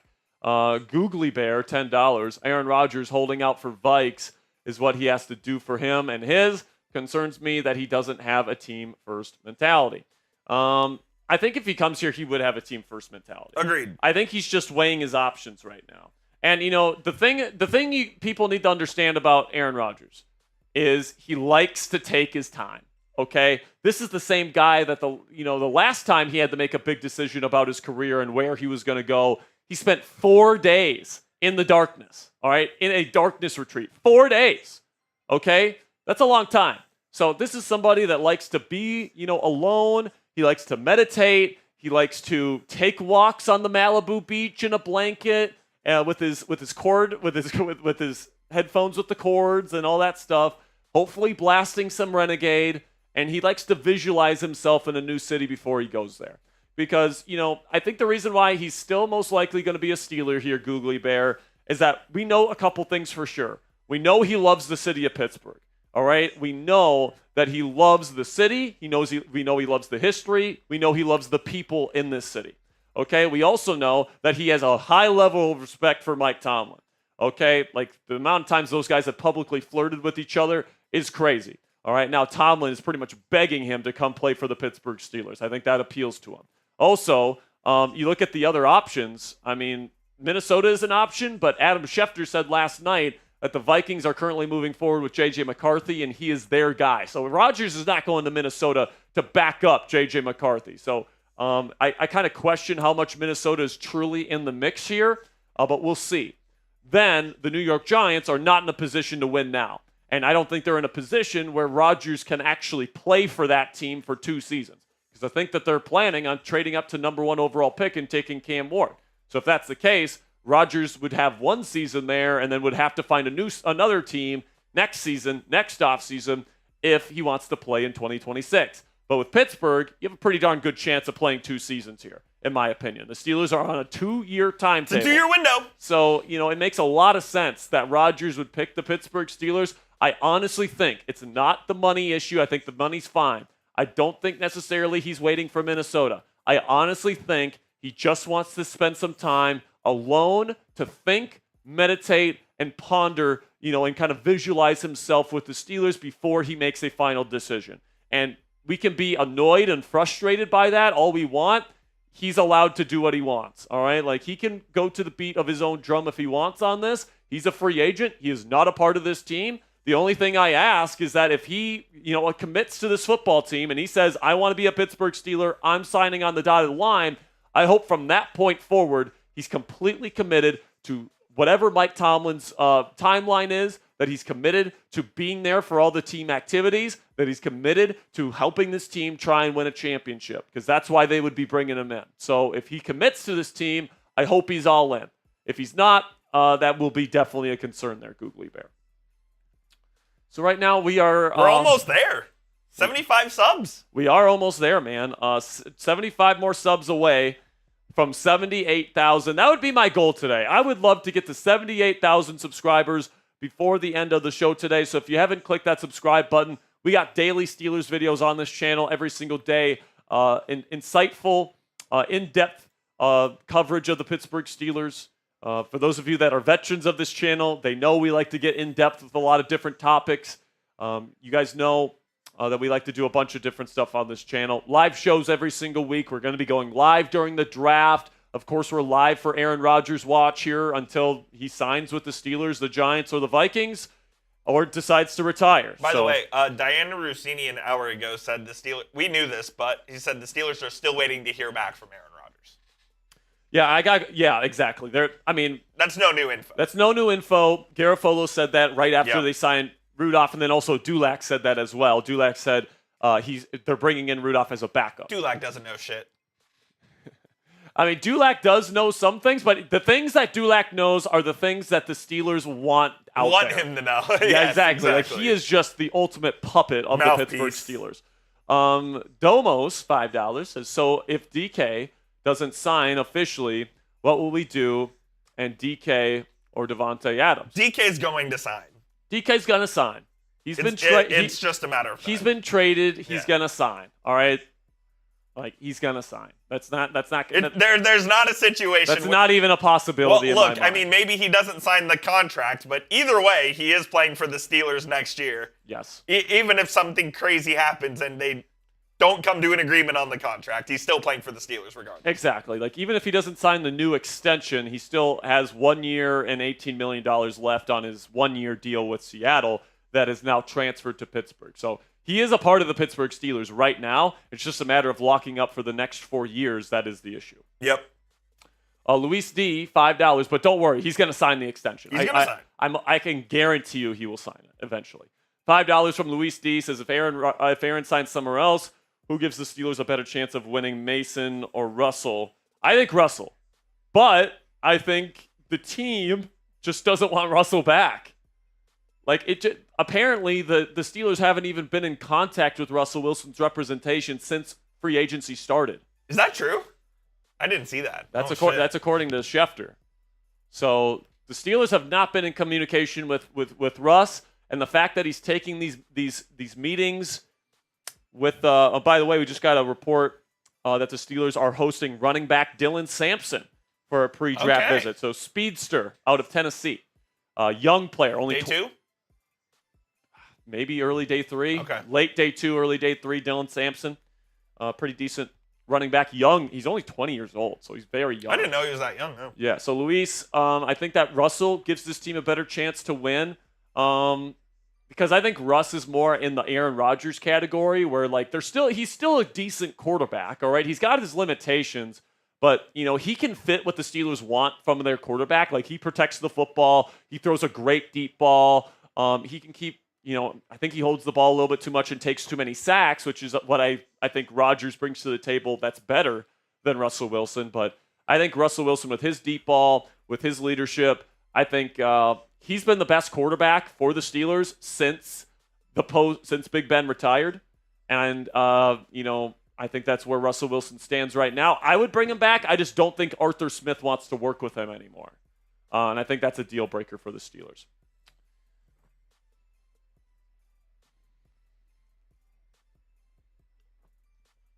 But if I'm Pittsburgh here, $10 super chat coming in. We'll get to him in a second. But if I'm Pittsburgh, and if they miss out on Aaron Rodgers, I'd be setting my sights on Tyler Shuck, the kid out of Louisville. I really like his tape, guys. I really do. And I'm not alone in that. All right, NFL Films, Greg Cosell has him ranked above Shadur Sanders on his list. Todd McShay is a big fan of his film. There's a lot of people that are high on Tyler Shuck, guys. And there's a reason for that. His film is really, really nice. Cooper Flagg just got hurt. Rolled his ankle really bad. This is March. This is March. $10. Ryan Lawson says Brandon Echols in his press conference right now. What do you think about this signing? I think it's a good depth piece, Ryan. Brandon Echols is, last year the Steelers dealt with some injuries at that position, right? You had Joey Porter Jr. get injured on and off. You had Dante Jackson get injured on and off. And who was there to replace him, Coop? Corey Trice Jr. was hurt for most of the season. It was mostly James fucking Pierre that had to come in. Who is Cheeks? By the way, James Pierre got cut from the Washington Commanders, who had the worst cornerback room in the league last year. That's how bad James Pierre is, and he was playing significant snaps for the Steelers last season. Brandon Echols is a really good backup cornerback option. He had 2 interceptions last year for the Jets. He's not a number 1 guy. In a pinch, he can be a number 2 corner.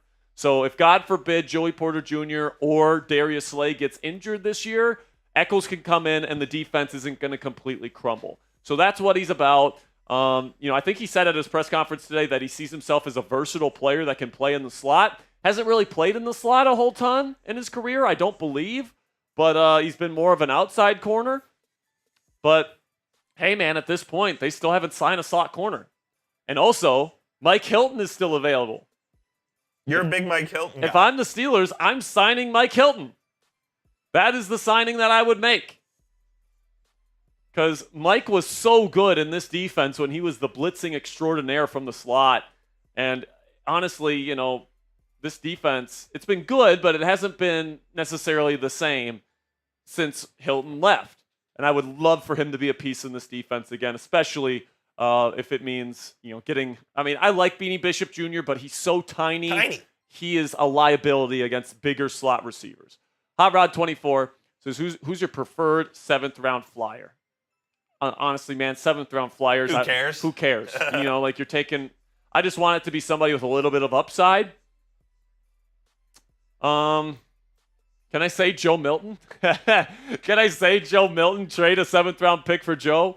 There's a lot of players in the 7th round this year that I would be okay with. But honestly, Hot Rod, the guys in the 7th round, not great chances of them developing. So Ben Wright, $2, says, should the Steelers trade up in the 1st round for picks? Do you mean trade down? Not trade up, Ben? I think he means trade down for picks. I would trade down if I were the Steelers right now. Or at least I would think about trading see the board down. first. I could, but I could see. I don't think they'll trade up. I don't think that's a possibility at this point. We'll see what happens. But if Genty's there at say 15, Brandon Echols just said in his press conference that he's trying to recruit Aaron Rodgers to the Steelers. So Brandon Echols, former teammate, he says. New Steelers cornerback Brandon Echols says he's told his ass to come on. Pause. If Genty's there at 15, would you consider a trade up for him? It depends what you have to give up for him. If it's the Broderick deal where you're only giving up a 4th, then yes. Exactly. Yeah. But I don't know how many teams are going to be willing to just take a 4th round pick. You know what I'm saying? I feel you. So I don't know exactly what's going to happen here. I would say they're more likely to trade down than up, though. Steve Young, $2, says, if you check signs, is Baby Hayward on the outs? That's a good question. He'll be more on the outs than he was previously. But I think he's going to make the team. Would they just use him as 3rd tight end? 3rd tight end. Yeah. Because we know how much this team uses multiple tight end sets, right? So is it possible that he could get cut after a bad camp? Yes. Do I think he will get cut? No. He is very important to Cam Hayward. Cam Hayward is very important to the Steelers. And I think that Connor would be kept on. This team does enough 2 and 3 tight end sets where having 4 tight ends again next year still makes some sense. $5, Shannon Cassidy says, has the QB ever won a Super Bowl with the team he beat in a previous Super Bowl? That could be epically poetic. I agree, Shannon. It could be poetic. Who are we referencing? So we are referencing what if Aaron Rodgers wins a Super Bowl against Jordan Love and the Packers? The Packers aren't making the Super Bowl. Yeah, first of all, I don't think the Packers are winning the Super Bowl. I think Jordan Love is pretty overrated. But if it happens, I don't think anybody's done it. Am I mistaken? trying to think. I can't think of anybody that's done it. No. Not off the top of my head. Not in the Super Bowl. Yeah, I don't First know. of all, there's not a lot of quarterbacks that have won Super Bowls with more than one team. True. Very true. Like Peyton Manning did it, Tom Brady did it, but they didn't do it against their former teams. I don't know if there's anyone else. I don't know, man. I don't know. I don't think so. Chris, $2. Wrong one. Oh, wrong one here from Chris. This one. We're talking about punters, Chris? Oh, Shannon means, has anyone won? So what he means is go to a team that they beat in the Super Bowl and won one for them. Oh. I still think the answer's no. Yeah, I don't know. Because Tom Brady, Peyton Manning did not beat the Broncos or the Bucks in a Super Bowl. I don't think so. I don't think it's ever happened. It would be the first time in NFL history. Russell Wilson? Oh, no. No, because he's only won one. Yeah. Who did they beat? They beat the Broncos. They did beat the Broncos. That's what I thought. He went to the Broncos and did not get sniff even the playoffs. Didn't come close. So I think he'd be the first one ever. Chris says, I wish we'd take Ben Sauls in the 7th as a punter. We're talking about punters? I mean, we're on QB watch, baby. I mean, the team already has 2 punters under contract. And 2 good ones. 2 good ones. Cameron Johnston and Corliss Waitman, who did a really good job for this team last year. So who do you think wins the battle? I don't think they take a punter, Chris. I will see. I kind of thought they would just cut Cameron Johnston. Yeah. Because you save $1.5 million against the cap, and Corliss is a good player, but it appears like they're gonna keep those guys. Yeah, Ben said he meant trade down. We got you, Ben. Gotcha. Yeah. So trade down, I think, is probably more likely. If you can recoup a day 2 pick, whether that's a 2nd rounder or a 3rd rounder in a trade down scenario, you're in. I would like that a lot. What's up, producer Sam? Hello, intern Sam. I think we're okay right now. Just checking in. Yeah, we're good. It's kind of boring. Cooper Flag got hurt. He's in a wheelchair right now, apparently. Oh. So that's not good. Paul Pierce style? Yeah. Yeah, we're good. Appreciate you. What did Marshall put out? Go look at it. Can I be cracker of the day? Dude, AB responded to him? No way. No way. I missed that. So Diana said the Steelers are still waiting to hear back from Aaron Rodgers. Then Marshall quote tweeted Diana saying, "I was told on Monday he was a Steeler." AB said he is ... Then Marshall said, "Can I be cracker of the day? Because he's a Giant, buddy." That's awesome. No way. If you guys don't know, Marshall Green is our Giants host, and he is convinced that Aaron Rodgers is going to the Giants. Maybe he is. Maybe he is. I don't know, but we shall see here, ladies and gentlemen. That's all I'll say.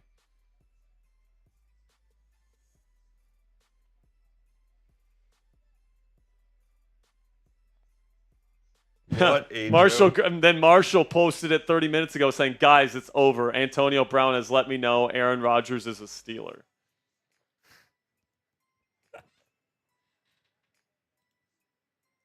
Unbelievable, man. That's crazy. That's content right there, That's actually baby. crazy right there. By the way, we're honing in on 6.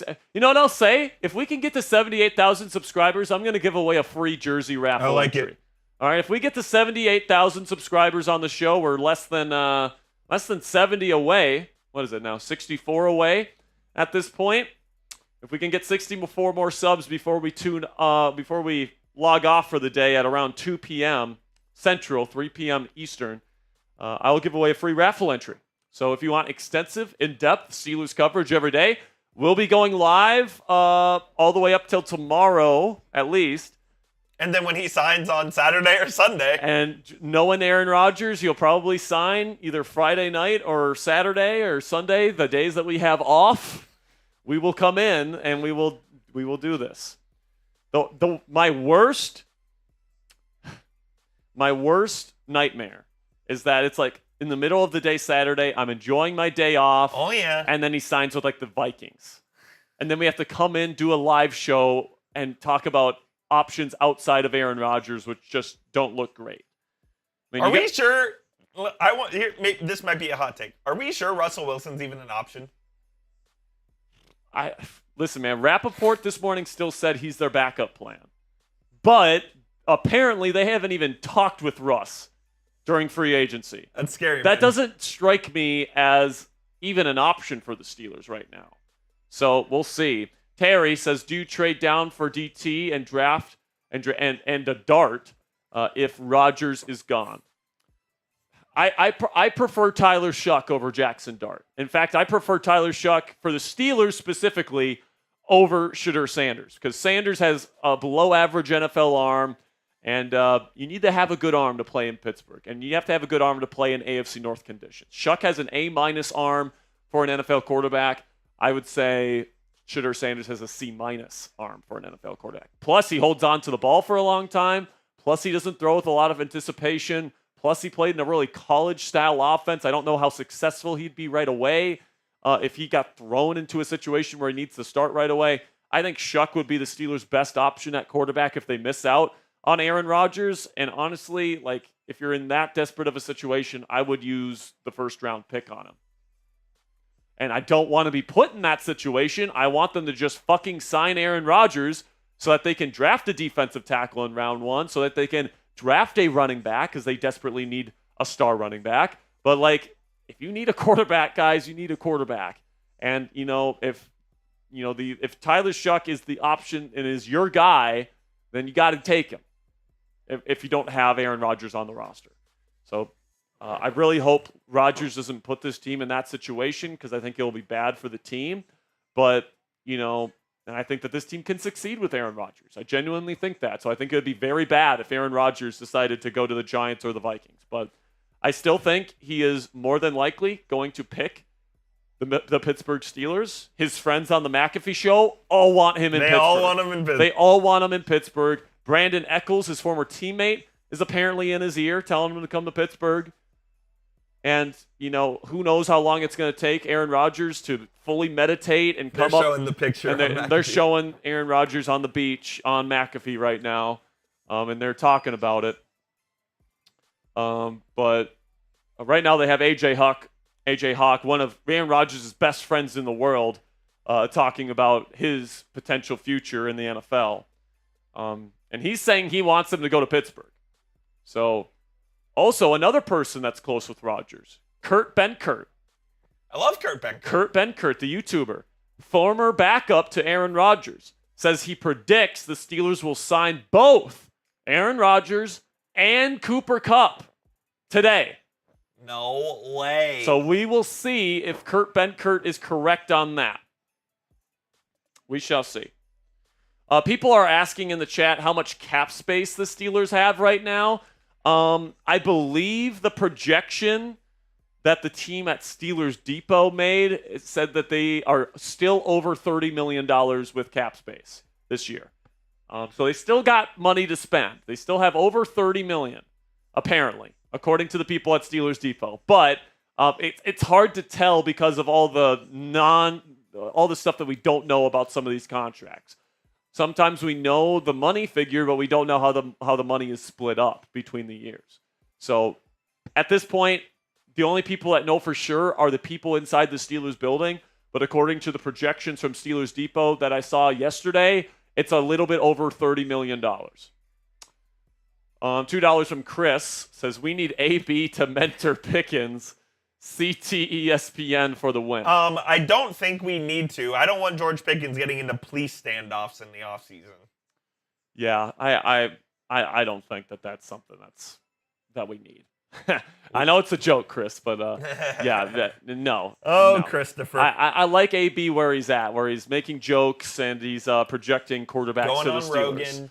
Going on Rogan, that kind of stuff. By the way, we added some more subs here. We're getting close. We're getting closer here. We're about 4 subs away from being 50 subs away. So 54 subs away from giving away a free raffle entry here, guys. So,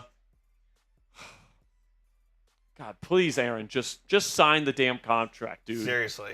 I mean, at the end of the day, if he signs, in my opinion, it will be worth the wait because this is something I want people to understand. Aaron Rodgers was the Steelers' first choice. All right, I'm seeing a lot of people saying out there, the Steelers' first choice was Justin Fields. I don't buy that for a second. If you are only willing to give a quarterback $15 million per season on a contract and you're not willing to go higher than that, you do not believe in that quarterback. All right, that's like Daniel Jones money right there. So like if the number to keep Justin Fields around was $20 million and you felt like truly he was the future of your franchise, you fucking pay that number. All right, you don't let him walk to the New York Jets if you truly believe in him at $20 million a season. All right, if he was their guy, they would have paid what it took, and they didn't do that. So apparently, according to Mike Florio, the Steelers have been in communication with Rodgers and his representation for 2 weeks now. All right, so they have been planning this move for weeks, and it's always been Aaron Rodgers. It's just a matter of will Rodgers choose the Steelers now. They have put their eggs in the Aaron Rodgers basket. Rodgers is deciding to take forever with this decision, and if he burns them, in my opinion, it completely kills the Steelers' chances of winning a Super Bowl this year. Yeah, it really does. I mean, because, well, if they get Russ, do you think they have no chance, though? Well, okay, Russ. But, who knows if we're getting Russ? I really don't know if the Steelers want Russ. It seems like they don't. It seems like Russ has just burned the bridges with people in Pittsburgh, especially Arthur Smith with that report he put out, kind of blaming Art for the collapse of the offense last year. Pretty much saying he put a dog collar on me and didn't let me to change plays at the line of scrimmage. Yeah. And apparently that wasn't true, because it wasn't true. Russ had freedom at the line of scrimmage last year, so to say otherwise is just terrible reporting on Jerry Dulac, by the way, because he is just a mouthpiece. Well, we knew that. So speaking of Jerry Dulac, let's break down some of the latest tweets that he's put out on this saga. Dulac doesn't know shit. Perhaps not, but it's worth mentioning here. He said, apparently the delay in the Rodgers discussion with the Steelers is not about money. The offer has been made. It's about Rodgers taking his good old time about making a decision. So that's where he's at right now. And he also says the Steelers are bringing back Mason Rudolph to be their backup while waiting for Aaron Rodgers. So he also confirms that the Steelers are still in on Rodgers and that the Steelers are currently waiting on his decision.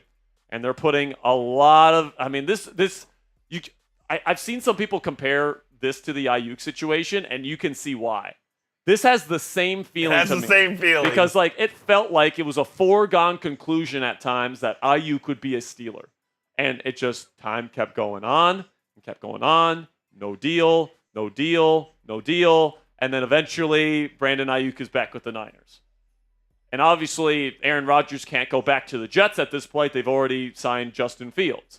But, the longer this goes on, the more, you get to be worrying. And the less options there are on the quarterback market. And if you don't get Rodgers, and if you don't get Russ, I don't know if there's going to be a top 20 quarterback on this team next year. If you don't have a top 20 quarterback, I don't know how good your chances are of really being a competitive football team is. So, $5, Robert Locke. It's time to shit or get off the pot. I'm with you. I'm with you, man. Just make a decision. How many days do you need? How many days do you actually need to make a full decision like this? Every other quarterback can make this decision in a day. I just don't get it. And the thing is, I truly think he's not holding out for a better team to show up and offer him a contract. I really think he's just sitting alone in silence, thinking and visualizing himself in this city to make sure that this is really what he wants to do. And he's just taking a really fucking long time to do it. And this is just classic Aaron Rodgers, right? Because, when I look at the rosters and I look at the teams between the New York Football Giants and the Pittsburgh Steelers, I just don't know why he'd pick the Giants. Unless they're just offering him way more money and he wants the money, which is not impossible, but like at this stage in his career, I would assume Rodgers is playing for legacy. He is playing to win a championship. He is playing to at least get the stench off of himself from what he finished with the Jets with. Which was not good. And like the Steelers give him the best chance to do that. I mean, this team got 10 wins with Kenneth fucking Pickett as their starting quarterback and Mitch Trubisky pissing away 3 games Kenny 2 Pickett's seasons on ago. his 3rd team in 5 years. It's like with Aaron Rodgers, this team gets to at least 10 wins. And they have a ceiling of like up to 12, 13 wins and a division championship. Correct. A home playoff game, which is a lot more. I don't know. What do you see? I don't know. So people are still quoting the reports. Anthony J. Halkias says the Steelers had no interest in Aaron Rodgers a month ago, so what changed? Here's the thing. They had interest in him. They just weren't telling you. Joke. Like, some people are acting like the Steelers wanted Justin Fields and were willing to do whatever it took to keep him here, and then they had to shift to Aaron Rodgers. That wasn't the case. They offered Justin Fields a $15 million per season contract, a Daniel Jones level of contract. If they believed in Justin Fields as their long-term starter, they would have given him starter money. They would have given him starter money. If they thought Justin Fields was the right guy to get them a championship in the next 2 years, they would have paid him more. Period. Instead, they gave him a lowball offer that they probably knew he wasn't going to take, and then they went after their real target in Aaron Rodgers. That's what happened. So I'm done with people pretending that Fields was their number one option, because he wasn't. And Fields knew that, by the way. That's why he didn't sign, because he knew the Jets were the team that was really, really interested in him. And good for him. I hope he succeeds in New York. I'm rooting for the guy. I really am. But the Cats 0-22 in games where the defense gives up 20 or more points. That is a joke. Got any more questions? We'll answer them. $20 to get in on the raffle here on Steelers Talk. We're going to be doing a raffle when Aaron Rodgers makes his decision. So if Rodgers decides to come here, we will raffle off an Aaron Rodgers Steelers jersey. If he decides not to come here, we'll probably just raffle off a Steelers jersey of the winner's choosing.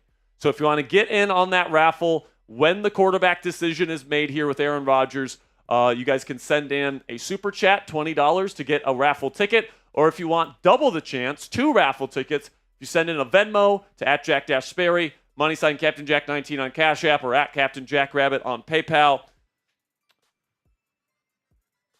So we got a report from Jordan Schultz on Cooper Kupp here. Let's see what this is. He says, sources, the sense around the league is that former Rams wide receiver Cooper Kupp doesn't plan on having a long, drawn-out process and prefers to make a decision quickly. Kupp has interest from at least 5 teams, and the expectation is he'll decide sooner rather than later. It's unclear if he'll take any free agency visits. So it seems like we're going to get an answer from Cooper Kupp sometime today. It does feel that way. It feels that way based on the tenor of Jordan Schultz's report here. Steeler? I don't think so. I don't think so either. I don't think so. I think, if there's 5 teams interested in him, I don't doubt the Steelers are one of those teams, but I kind of doubt they're the highest bidder. We'll see. I wouldn't hate it if they sign him. He'd be a good fit. He's a really good slot receiver. And if the Steelers are trying to go all in, if you have a starting 3 of DK Metcalf, George Pickens, and Cooper Kupp, it's a really good threesome right there. Pause. And then you got Calvin Austin III as a 4th receiver, and Roman Wilson, an early draft pick from last year, as a 5th receiver. Are you kidding me? That's a really good wide receiver room right there, guys. That's a completely reshaped wide receiver room. So I'd be happy if they signed Cooper Kupp, but I would probably guess he doesn't sign with Pittsburgh. We'll see, though. We shall see. All right, let's recap some of the moves the Steelers have made. Second-round pick, DK Metcalf sent to the Seahawks in exchange for Metcalf services. 5-year, $150 million contract agreed to by Metcalf to stay here as this team's number 1 receiver. for the next half decade. Also, they're bringing back Jalen Warren on the $5.346 million deal. That is the restricted free agent second round tender. Then Darius Slay is on his way. Big play Slay is on his way to Pittsburgh. 1 year, $10 million deal. Guys, Carlton Davis, Charvarius Ward, other players, at the same position that, and you could argue, had worse film than Slay last year, signed for double that money. So fantastic value for a really good corner in Darius Slay. Then Malik Harrison signed for a $10 million deal over 2 seasons to be a special teams contributor and a rotational linebacker. Kenneth Gainwell is brought in to be the number 3 running back, depth piece in the running back room. Brandon Eccles, really good backup cornerback on the outside in case Slay or JPJ gets hurt. Mason Rudolph, insurance policy at quarterback in case Rodgers decides to go elsewhere. And then Scotty Miller coming back as a depth wide receiver piece. Raheem Mostert headed to the Raiders. Raheem Mostert headed to the Raiders. So they, okay. Not bad. Not bad. Not a bad signing for the Raiders. Here are the most recent signings in NFL free agency, in case you were wondering. Scotty Miller back to the Steelers on a 1-year deal. KJ Osborne back to the Commanders on a 1-year deal. Will Clapp, the center, headed to the Saints. Raheem Mostert headed to the Raiders. Yeah, not a big fan of the moves the Commanders have made today. KJ Osborne is not a good player. He had some production in Minnesota because Kevin O'Connell schemed him open with double teams being attracted to Justin Jefferson. Honestly, being the number 3 receiver in the Minnesota Vikings offense is like the best job in football right now if you're not a good player. Because you're going to get schemed wide open because of the double teams that JJ attracts. So that's why you see Jalen Naylor have success there. Trent Sherfield, of all people, had a really good season there. GB Travels says if Russell Wilson is out, what is the Aaron Rodgers limit? 2 years, $90 million, 50 guaranteed. So that was the Florio number. And according to Tone Diggs, Pat McAfee, all the people that are close with Rodgers, that's not even close to the real number. So Florio doesn't know what he's talking about. Florio said a week ago that the Steelers had no interest in Aaron Rodgers. So Florio doesn't know shit. All right? His semi-educated gas he can shove it up his ass. He doesn't know shit. Okay? How do you feel about it? I think the contract that Pittsburgh offered him is somewhere in the range of 2 years, 50 to 60 million. Somewhere in that range. All right? And I think the New York Giants have offered him somewhere in the range of 2 years or 1 year for $35 million per season. Something along those lines. All right? So I think he can make more money in New York, but I think he can have a better chance at winning in Pittsburgh. And then in terms of the Vikings, I kind of feel like they want J.J. McCarthy. Now, there have been reports out there that they're still considering Rodgers, but if they bring in Rodgers, they risk pissing off their top 10 pick at quarterback, J.J. McCarthy. Because if you bring in Rodgers, you're sitting McCarthy for a second straight season. And I don't know if McCarthy being a top 10 pick is all that interested in doing that. Yeah, I'm not sure they do that either. So Minnesota's the wild card in here because I think if they want Rodgers, they can get him because their roster is stacked. They've made a ton of signings. They're clearly trying to win a Super Bowl. So Minnesota's the team I'm worried about here. But all the reporting on Minnesota is that they're going with J.J. McCarthy. So, but the thing I will say, Coop, is that they did offer Daniel Jones real money. They offered him like $13 million, $14 million, the same amount the Colts offered him. It was just a matter of Daniel wanting to go to the Colts. So the fact that Minnesota was willing to give Daniel Jones a pretty significant contract tells me that they may be interested in somebody mentoring J.J. McCarthy for another year here.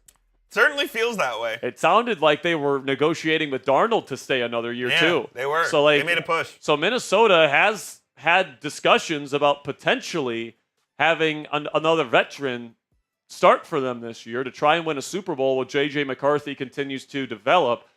That is the nightmare, right? Because if that's the case, I think Rodgers would pick Minnesota over Pittsburgh.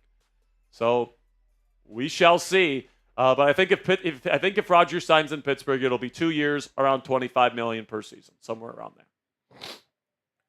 $5, some Steelers productions. We'll get you up on screen when our software catches up here. Do you want to enter the one on screen right now? I did. Did you? Yes. If Russell Wilson is out, what is the AR limit? I would say 2 years, $60 million. You want to answer on this one? I will answer on this one. $2. Will Clapp is the story of my life. LOL. What about DT free agent? Right now, Calais Campbell is probably the best overall defensive tackle available. Let me see. I'm gonna look up who's still available at this position. How is Calais Campbell still playing football? Oh no, man, he's old, but he's also trying to win a Super Bowl. So I don't know if he would want to come here with no legit quarterback here right now. But right now, there's not a lot of great options, guys. Derek Nottie. He's fine. He's okay. Jordan Phillips. Don't love that. Sheldon Day had a pretty good season for Washington last year. I'd be okay with Sheldon Day. Armin Watts had a really good season with Pittsburgh. I'd be more than okay getting Armin Watts. Other than that, Calais Campbell is kind of the main one, in my opinion. So a reporter out of Cleveland says, alongside Myles Garrett inside the Browns facility, while the team was meeting with Russell Wilson, was Deshaun Watson. So what? Myles is supporting Deshaun, essentially? No, they're trying to recruit Russ. So Albert Breer just posted, the Kirk Cousins situation remains unsettled. He let the Falcons know he'd like to start somewhere in 2025. Atlanta has been steadfast, saying they plan to keep him on the roster through Monday's vesting date and into the season. To me, there's a creative path out. So, we can talk about this here. If you miss out on Aaron Rodgers, I do think trading for Kirk Cousins is a possibility for the Steelers. It's not one that I would do. It's one that I think has almost a 100% certainty to fail because he's lost his arm strength. With Aaron Rodgers and Russell Wilson, they've lost some of their athleticism, but they haven't lost their arm talent. With a guy like Kirk Cousins, he's never been able to move, and he can't throw anymore. Yeah. Kirk Cousins is officially cooked. And if you trade for him, you'd have to trade a draft pick for him. It'd probably be a 7th rounder, but it's still a pick for somebody that I would consider to have 0% chance of success. I'm not joking. If Kirk Cousins is the starting quarterback of this team next year, I think he gets benched for Mason Rudolph at some point. He might. I think he does. He was cooked, man. I honestly think that. So, for the love of Christ, Omar, do not trade for. Just draft a rookie. Just draft a rookie if you don't get Rodgers. Steelers Production says, do you think Rodgers will be expensive? And what would you offer him if you were the Steelers right now? We just talked about that. So we just talked about that, but I don't think money's the issue with Rodgers. I really don't. Rappaport said it this morning. Jerry Dulac said it last night. I don't think money's the issue. I think that the offer has been extended to Rodgers, and I think it's somewhere in the ballpark of 2 years, $50 million, with $30 million guaranteed. Something along those lines. And Rodgers can either take the Giants offer, which is probably a little bit more money, or he can go to the Minnesota Vikings. That is if the Vikings are interested. That's the choice right now. And I think Rodgers, the same guy that spent 4 days in a darkness retreat to make his last decision, I think he's going to take his time with this one as well. So I like the move to get Mason Rudolph because it gives you some level of insurance if he doesn't come to play for you next year. But guys, the Steelers are not winning a playoff game next year with Mason Rudolph. I would be shocked if they win a playoff game. I could see them make the playoffs with Mason Rudolph. I mean, they wouldn't make playoffs. I think there's a chance they'd make the playoffs with Mason Rudolph. It is Mike Tomlin we're talking about here, but the chance of them winning the division and winning a playoff game, and especially winning a fucking Super Bowl, near zero. I think you have a couple of Venmos here. Do I? Yeah, I think so. Sup, dude? Oh, I do. You don't have to duck. You know you can just walk, right? Oh, I thought you were walking across. I'm blind. Thanks, legend. No, you can put it there. Everything good? Cool.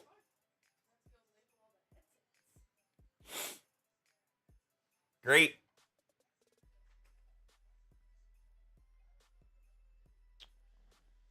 So that's what I'm thinking, man. As we sit here right now, the Steelers still need starters at quarterback, interior defensive line, slot corner, and running back. Those are the 4 positions of need the Steelers still have. They would want a fullback. They would want maybe another receiver. Maybe they want another third safety piece or something like that. But the things that they still need to get, quarterback, slot corner, interior defensive line, and then what was the other one? Running back. Brian Huff, $5. Appreciate you. It's with a U, not an O there. I don't know if that's how that's on me. I put in Brian Huff. My bad, Brian. But he said, my glorious king Scotty Miller is back. So Brian, I'm glad. Championship. I'm glad your guy Scotty's back on a $1.1 million deal. Is that what it is? Yeah, that's what it is. Vet minimum for him. Matthew Ziegler coming in with a 20. Ziggy, you are in on the raffle, my friend. And he says, think maybe Aaron Rodgers has a secret TV deal in the mix of team offers. Ha ha. He might. I mean, would it shock me that McAfee was like, hey, man, just hold off until the big night out and then show up on stage in April? It's not going to happen. But, yeah, I think that Rodgers – listen, man, I can't imagine this is going to go into the weekend. I think maybe it won't be today, but I would be kind of shocked if he doesn't have some sort of deal done by Friday. Like if he extends this into the weekend, it's like, what are we doing here, man? Yeah. Like, come on now. Like, can we get something going here? $2. Ryan Yenny says, where do we go with our first round pick? Defensive tackle? If you don't get Rodgers, I think it's quarterback. And that may not be an answer people want, but I think that's probably going to be what they do if they don't get Rodgers. I think they're either going to go with Russell Wilson and mend that relationship. They'll trade for Kirk Cousins, which I really don't want them to do. Or I think they draft a rookie early in the draft. And because you don't have a second-round pick, I think they may take one in the first round. So hopefully they get Rodgers so that they can spend that first-round pick on defensive tackle.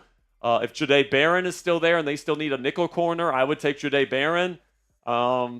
If they need a running back, you could take Omarion Hampton or who knows, Ashton Genty. But probably DT is what I would guess right now, Ryan. DT is probably by far the most likely position. Phantom, $10, says, I've been looking at these mock draft simulators, and every time I do it, all the top D tackles are gone, but Will Johnson is always there at 21. If that happens in real life, what do the Steelers do? They don't take Will Johnson. That's not what they're going to do. They like Corey Trice Jr., and they just added Brandon Echols as a backup corner, and they just brought in Darius Slay to start. So maybe I'll take Will Johnson. Maybe in the later rounds, I'd take a corner to develop, but if they take a corner in round 1, it's going to be somebody to play the slot like Jahdae Barron. That's what it's going to be. I would take Will Johnson. I would not. Slay's only here 1 year. Who are you benching? Slay's only here 1 year. So you're benching Johnson? You're benching your first-round pick in a year you're trying to win a Super Bowl? For a season. When you still need defensive line help? They benched Joey Porter when he was their second-round pick, first-round pick, whatever he was. Yeah, and he was the best corner on the team. Had a bad year last year. I wouldn't say Joey had some bad moments and was dealing with injuries last year. I still think Joey's a good player. PFF grade under 60. I would not take, but his coverage grade was excellent. The reason why it's because of tackling and because of maybe it's lockdown rate. Look up the highest lockdown rates because that's what PFF has him ranked really high in, is shutdown rate or whatever they call it. Let's do a quick Google search. But Joey was good in moments last year. Certainly had his bad games, but the Steelers still believe in him. Joey Porter Jr. overall grade 55. Yeah, coverage grade 55.6. Like I said, lockdown rate. It's different.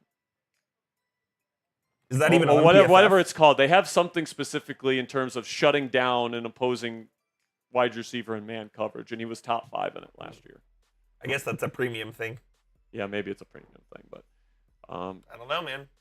listen, man, Joey, with his long arms, with his physicality, he still has what it takes to be a good corner in this league. It was a down year for him last year, disappointing season. Like last year was supposed to be the year where he cemented himself as a number 1 corner, but and he fell way short of that. But this team still believes in him. All right, like I don't think you take Will Johnson if he's there. I mean, now if like every single good defensive tackle is off the board, and every single like if Omarion Hampton isn't there, and like all the other positions of need that you have, you don't have a good player or a good enough player. In that moment, I'd just trade down. Yeah, I would too, honestly. There would be a team that would be willing to trade up for a guy like Will Johnson. They might be willing to give up their 2nd round pick for him, or their 3rd round pick to move up to go get him. So I don't think Will Johnson's a possibility with all the moves they've made at corner, but we'll see. Let's tell them about our sponsor here. After you sip your vitamin water. All right. Let's have a word from our sponsor here at Prize Picks. And Prize Picks is the best place to get real money sports action on any sport that you guys want to play on, whether it's NASCAR, whether it's UFC, whether it's basketball, football, whatever. You guys can get it on the action with our friends at Prize Picks and by downloading the Prize Picks app today. Join over 10 million members and sign up today. Prize Picks invented the flex play, which means you can still cash out if your lineup isn't perfect. You can double your money even if one of your picks doesn't hit. Prize Picks puts their members first, so all withdrawals are fast, safe, and secure. When my picks hit, I can get my money in as quick as 15 minutes. Prize Picks also offers weekly promotions that can lead to big payouts like Taco Tuesday, where each Tuesday, Prize Picks discounts select player projections up to 25% to provide even more value for your lineups. You guys can see here an example of a Prize Picks projection. All you have to do is pick 2 to 6 player stat projections and pick more than or less than on that specific stat category. And if you get them both right, or if you get all of them right, or if you don't get any, or if you just get some of them right, if you do a flex play, you can win some money with our friends at Prize Picks. Download the app today. Use code CLNS to get $50 instantly after you play your first $5 lineup. That's $50 instantly after you play your first $5 lineup when you download the Prize Picks app today. Prize Picks, run your game. We love Prize Picks. So Carter. we have a wide receiver signing here. Noah Brown. Noah Brown going where? Commanders. Oh, he's back on the Commanders. Another re-signing for Washington. Don't know if I love that move either for Washington today. But I would have brought back Alameda Zaccheaus if I was them. But Carter, trade down to bottom of 1 and take Shuck if no Aaron Rodgers. I mean, that would be I think the best course of action. I like Shuck a lot. Good arm talent, good arm strength, which is important playing in the AFC North. And then I think his film is the most pro-ready. He's got really clean footwork, really clean upper body mechanics, which leads to consistent accuracy to all levels of the field. He can throw with beautiful touch, has a great deep ball, can handle pressure. Some of the best blitz recognition out of anybody in the class. Commanders also re-signed Michael Dieter, by the way. Yeah, they're bringing back all their shit players, huh? I guess. There is a report from somebody that Aaron Rodgers is a possibility in Minnesota. Trying to see who reported that here so we can get you guys the latest information.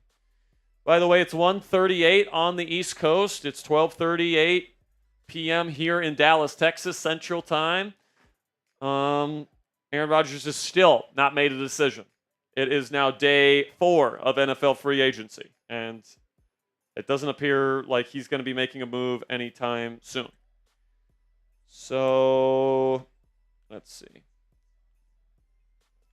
You don't think he's making a move anytime soon? So, never mind, guys. The report that Aaron Rodgers is a possibility in Minnesota is just reiterating what Rossini said yesterday. So, no new information on Rodgers. $5 from JTC.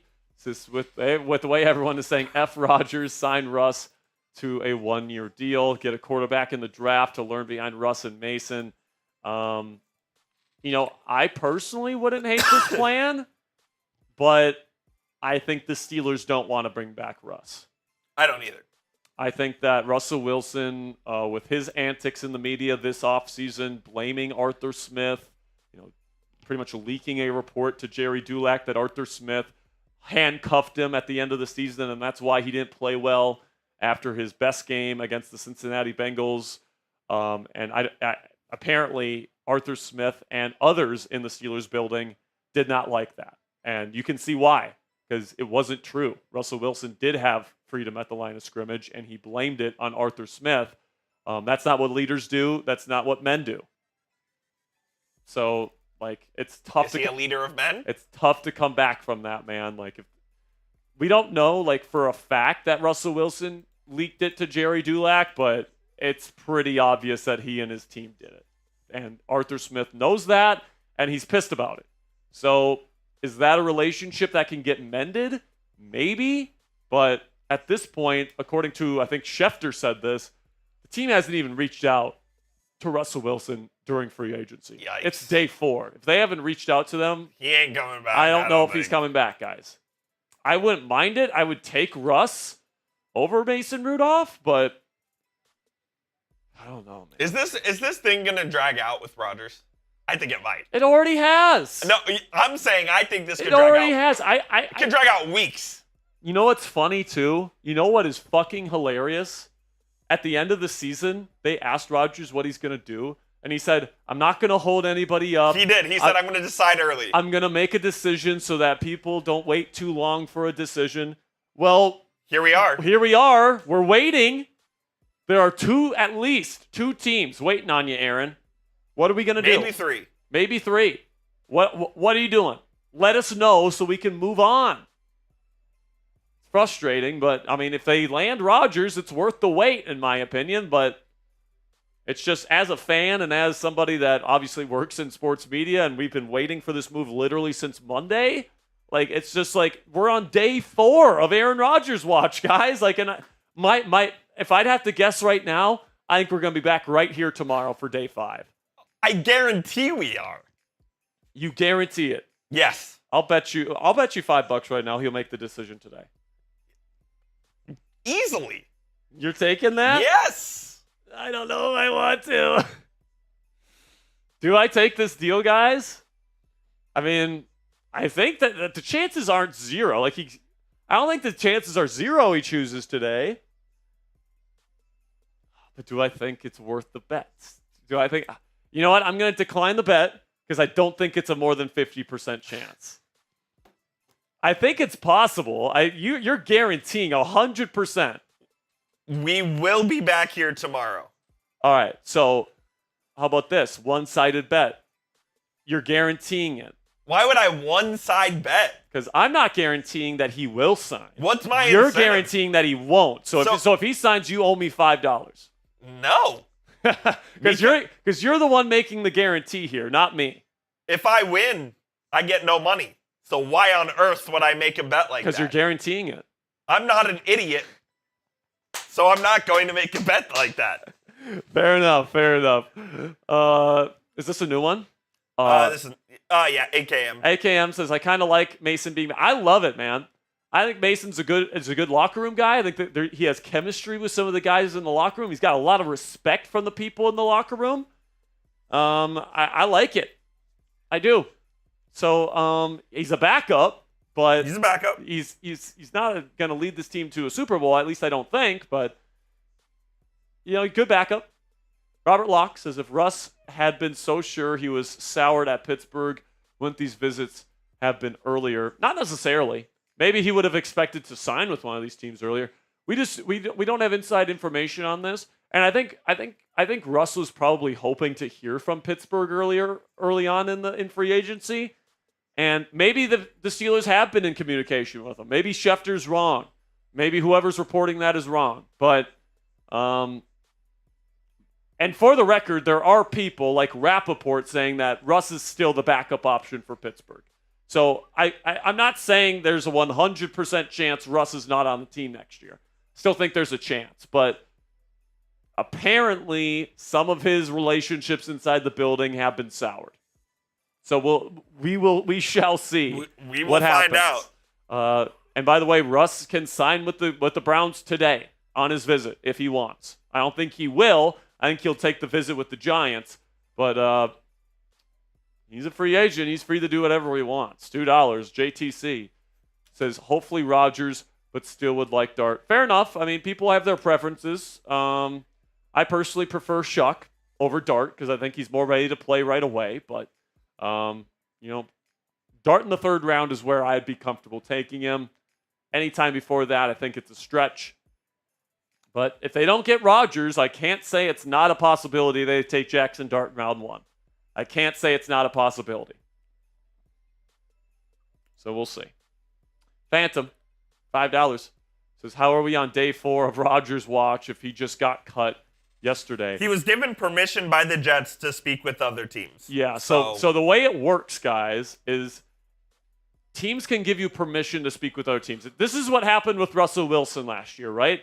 He didn't get cut until the first day of the new league year, but he was allowed to go to teams like the Giants and the Steelers, and he planned on visiting the Raiders as well before he eventually signed with Pittsburgh. But, the reason why is because the team, if they're designating them as a post-June 1st cut, they can't cut them until the new league year. But if it's already being announced they're going to cut them, they can give them permission to speak with other teams. So Rodgers spoke with the Steelers, according to Mike Florio, 2 weeks ago and has been talking with the team the last 2 weeks about potentially becoming a Steeler. They talked again on Monday. Pittsburgh officially extended the offer to him on Monday, and he hasn't gotten back to them since. And apparently it's been the same story with the New York Giants. And according to Slick Rick, the People's Insider, people inside the Giants building expect Aaron Rodgers to pick the Steelers eventually. So take that for what you will. So it's day 4 of Rodgers watch because we got the report the Steelers were in on Rodgers on Monday, Tuesday, Wednesday, and today is Thursday, so that makes 4 days. Steelers Productions, 5, says, do you think there are any concerns with Aaron Rodgers at quarterback in Pittsburgh? And if so, what are your concerns with the offense? Yes, there are concerns. The main concern is a culture one for me, Coop. Does he fit with Mike Tomlin from a player perspective? Because Aaron Rodgers traditionally is the type of guy that dances to the beat of his own drum. He goes where he wants. He does what he wants with the people that he wants. To no one. And he answers usually to no one. But Mike Tomlin is the type of guy that, one of his famous sayings is we want volunteers, not hostages. And Rodgers is certainly the type of personality that could potentially rub Mike Tomlin the wrong way in certain aspects of his personality. Now, it seems like Rodgers has a lot of respect for Mike Tomlin. So if there's any quarterback in the league that Rodgers would respect enough to actually listen to and actually commit fully to, it would be Mike Tomlin, which is why it gives me hope that he would work out here. But, the culture fit thing is certainly something to keep in mind, especially when you have volatile personalities like George Pickens and DK Metcalf on the roster as well. That could potentially be a powder keg that could blow up Mike Tomlin's grip of the Pittsburgh Steelers locker room and could cost him his job. So, that's a concern that I have. Another concern that I have is that, he hasn't lost his arm strength yet, Coop, but at a quarterback at his age, there's always the possibility of falling off a cliff in that category. There's always the possibility that Rodgers looks bad at this age, especially coming off a year where the numbers were not great, right? Now, I think watching his film this past year, the lack of production is more on the lack of offensive structure around him given to him by offensive coordinator Nathaniel Hackett than it was on Rodgers not playing well. But, I do think Rodgers maybe is a tick less accurate than he used to be. Maybe that's a little bit of a concern as well. But those would probably be my main concerns there, Steelers Productions. I understand the reasons why people don't love this idea. I get it. He didn't have great production last year in New York. That's a possibility here. He hasn't really meshed well with former head coaches before. That has been a possibility. I mean, he got everybody on the Giants fired last year, right? That could happen in Pittsburgh this year. So there's definitely risks involved with Aaron Rodgers. But when I look at the available options, he has the best arm talent, the best mental processor. He has the most playoff experience. He gets the ball out faster than all the other options. He's the best option. He gives you the best chance to win. And with Cam Hayward in the final 2 years of his career, you go with the player that gives you the best chance to win. Dark City.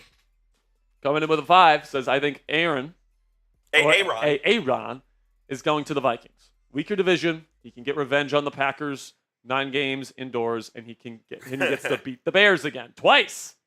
He can play the Bears twice. And it's definitely possible that he goes to the Packers. Vikings.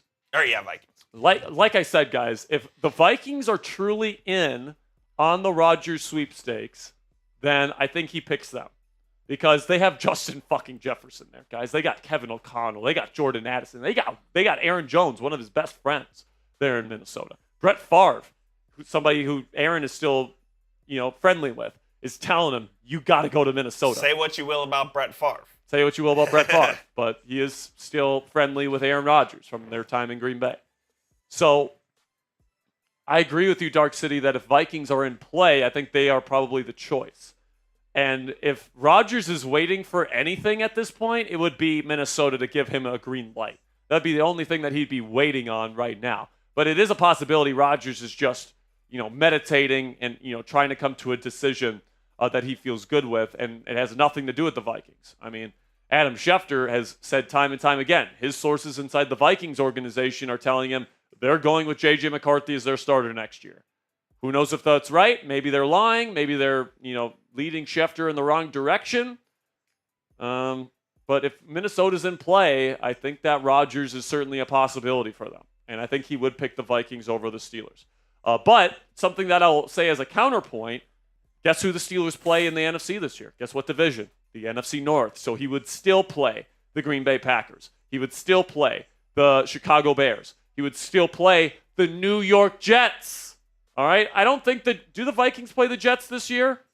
I'm not sure what division plays what division. I'm going to look it up right now.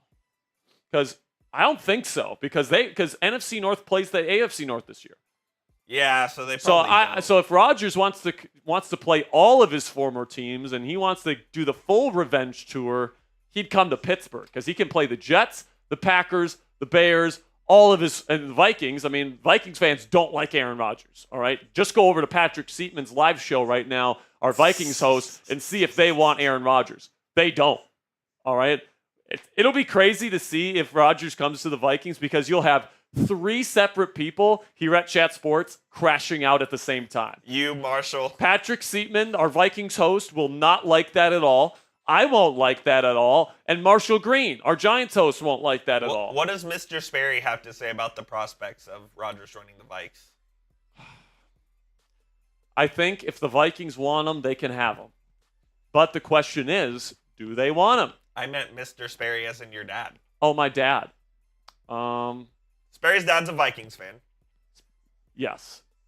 He probably doesn't want him because he hates Aaron Rodgers. So, yeah. I don't know, man. It's gonna be an interesting next process here. Because who knows when Aaron Rodgers will emerge. All we can hope for at this point, when he does emerge, is that he picks the Steelers. He is wearing black and gold. There was that report yesterday that he ordered the hat, the Pirates hat. That's true, and I think there was a follow-up on that too. Let me check that. If you guys didn't hear, there's a person that makes Pittsburgh merchandise, and he has a series of hats that are called, what are they called? The Misplaced series or something like that. And he had a Pirates hat, and Aaron Rodgers apparently requested one from him.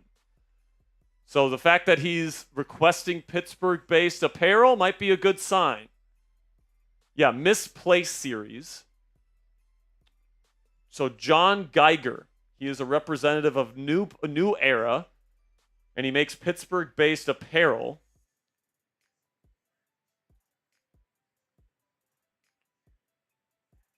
And I don't see it. I thought there was a follow-up to that, but I don't see it.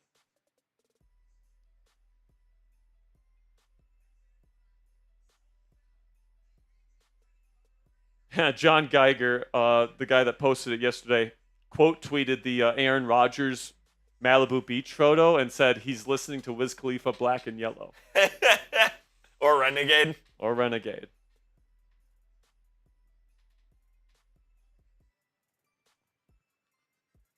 I don't know.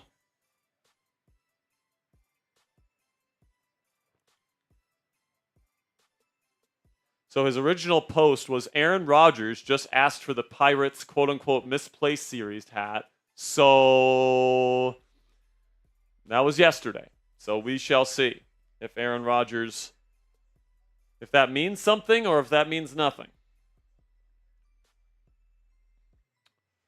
So we are doing a Steelers jersey raffle whenever Aaron Rodgers emerges from his meditation. Are we going to call it a darkness retreat?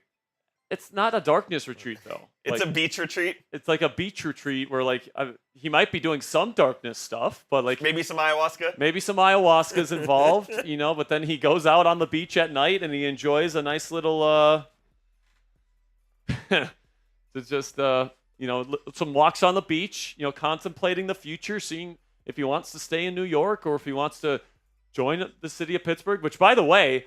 He has said countless times how much he loves the city of Pittsburgh, he loves the people of Pittsburgh, and he loves the team, the history, and he loves Mike Tomlin. So, like, now that the opportunity is there and the team is putting all of their eggs in the basket to sign you, I mean, I just don't know how he doesn't choose the Steelers. Other than, you know, the Minnesota Vikings are the better team and they're offering more money or, you know, whatever. I think he just wants to suck up the attention for a little while, and then he wants to really set off a bomb. Either later today or tomorrow. I do think he will sign by tomorrow. I will make you a bet that he signs by the end of the day Friday. I can see that. So do you want to bet on that one or no? No, because I think that... Because you think it will be tomorrow? Like I do not think it will be. Friday news dump type of deal? 5 p.m. Friday. I could see it being tomorrow. I don't think he's going to do it on the weekend. I don't know, man. It's just, this is just taking a ridiculous amount of time, in my opinion. It's like, if you want to take a day to think about it, okay. You're asking for 3 or 4 straight days to think about a decision. I think that's a long time, and that's an eternity in NFL free agency. It's a long time, man, but...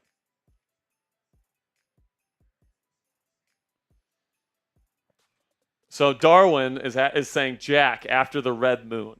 So should we talk about this? There's an eclipse tonight. There is an eclipse tonight that Tone Diggs was pointing to. So tonight the moon is supposed to be at 100% brightness. Yes. And it's supposed to be what's called a blood moon.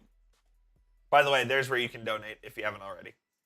Exactly. You can donate here if you want to get into the Steelers jersey raffle. If Rodgers signs with the Steelers, we'll be giving away a Rodgers jersey during the live show. If he doesn't sign with the Steelers, we will give away a Steelers jersey of the winner's choosing. Because at that point, I don't know if anyone wants a Mason Rudolph jersey. Yeah, exactly. And if someone wants a Mason jersey, we can do a Mason jersey, but... So this blood moon. Get a picture of a blood moon so we can show them what it looks like. I don't even know what a blood moon is. It's just when the moon looks really red. So it's supposed to be very bright and very red. So Tone Diggs was oh, here's the picture you got to use. Here's the picture you got to use. Right here. Boom.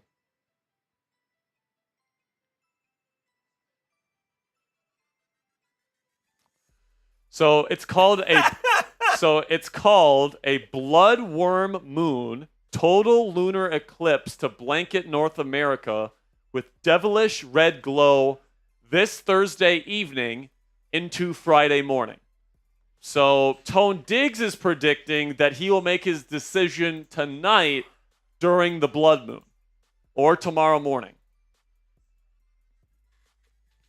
I don't like either of those. Hang on. So we shall see. So we ready to push this? Nope. Oh, no? There it is. So there's Aaron Rodgers behind a blood moon. So this is something that he cares about, apparently. Is that grokked? No, that's real. No way. Apparently, There's no chance. I think it's real. I think it's grokked. Maybe it's grokked. I don't know, but it looks like him. It's a very good grok if it's fake. But I mean, would it shock me if that's what Rodgers was doing with his spiritual kind of weirdness? No, it wouldn't surprise me. We'll see what happens. But my prediction is we have an answer by the end of the day Friday. I don't think this drags into the weekend. I think we will have a decision by tomorrow. I can't say my level of confidence for a decision today is great. It could happen today, but I think for sure by the end of the day tomorrow we will have an answer. But you don't want to bet on today? I don't want to bet on today because I actually think it's more likely to happen like tomorrow than tonight. Okay. But we'll see. We shall see. We are now 35 subscribers away from getting to 78,000 here on Steelers Talk. We've added over 1,000 subscribers just this week. We've got over 1,000 people still watching live around the world right now. So if you guys want to join our family, feel free. We have videos on this channel every single day. Breaking news updates every time the Steelers make a move. Deshaun Hand to the Chargers. Deshaun Hand to the Chargers, huh? So they say.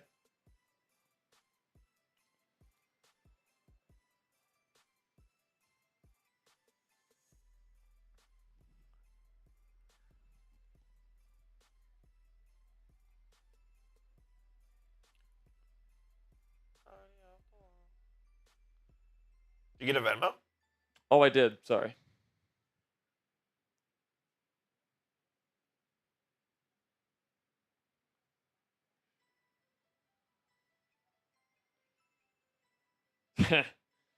Somebody, a very popular Steelers Twitter account said, Steelers haven't announced the DK trade yet, and Rodgers hasn't told anyone where he's going yet because they are about to announce it on McAfee Show together right now. I'm like, no, they're not. He's talking to Jim Harbaugh right now. Yeah. At this point, no sign of Rodgers going on McAfee. They might do it at the end. Who knows? But I doubt it. I would have to guess probably not. Let's see here. Okay, I did get a Venmo. Let me send it to you.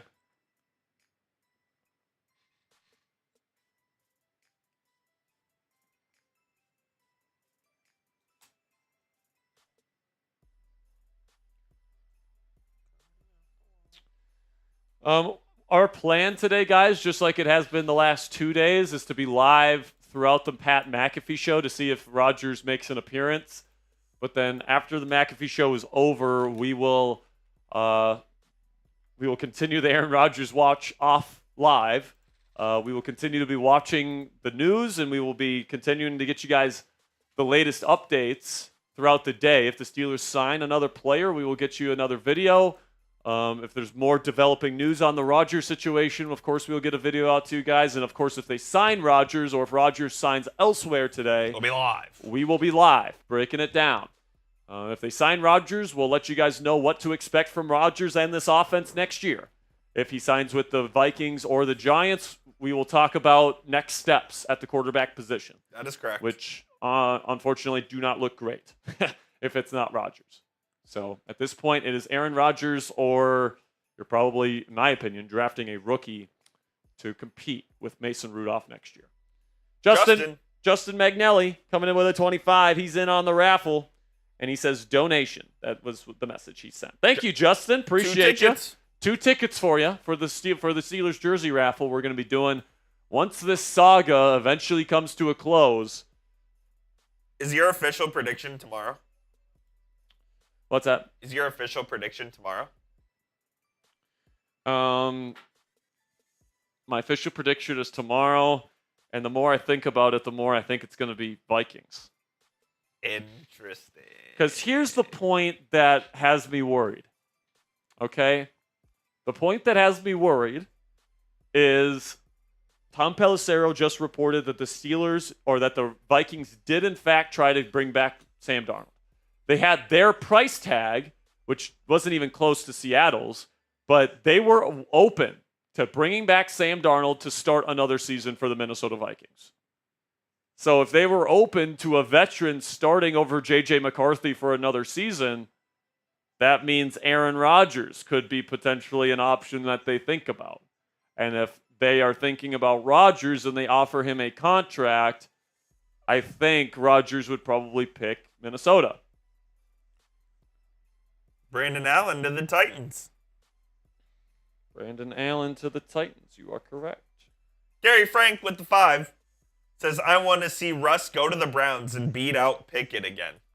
That would be funny. If the two starting quarterbacks to start the last 2 seasons for the Steelers ended up on the Browns. By the way, our Browns host, Matthew Peterson, did a poll yesterday. Would you rather have Russell... I talked to him about it. Would you rather have Russell Wilson or Kirk Cousins? Like, 2/3 said Kirk fucking Cousins. And Petey said he would also take Cousins because of what it would cost to get him. What does he think Russ is worth? He's saying Russell signed for like $20 million. He's saying if they cut Kirk Cousins, they could get him for the minimum.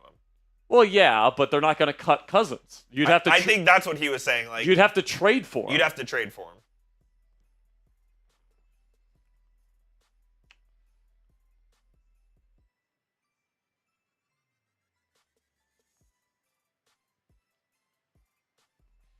Oh, dude, we have a picture of Kenny Pickett as a Cleveland Brown. Oh, baby. That is hilarious. God, dude. Ugh.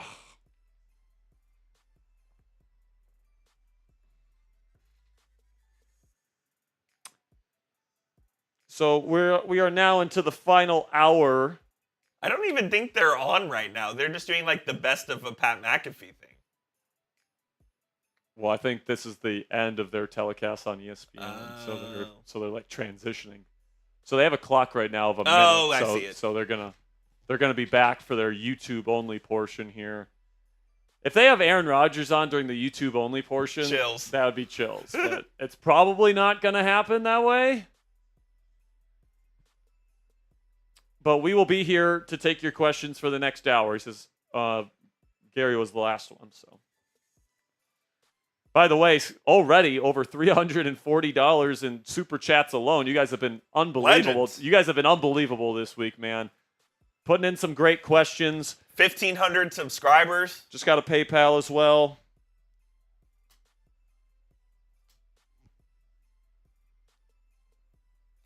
There we go.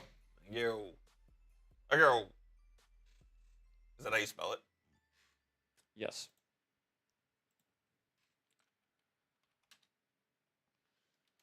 That is how you spell it.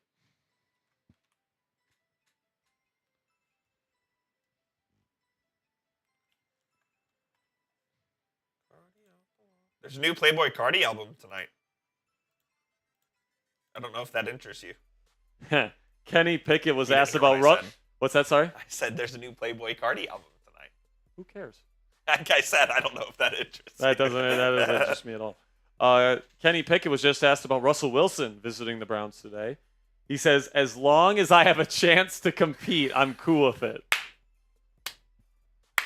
Here's the thing, Kenny. Kenny, you're not winning the job over Russ if he goes there. I hate to break it to you, bud. Jimmy Metters, $20. You're in the raffle, my friend. Said U.S. He said, oh, never mind. He didn't. Oh, he said Rodgers, not even on the team yet, and already involved in controversy. Good Lord. Let's try to get Willis from the Packers.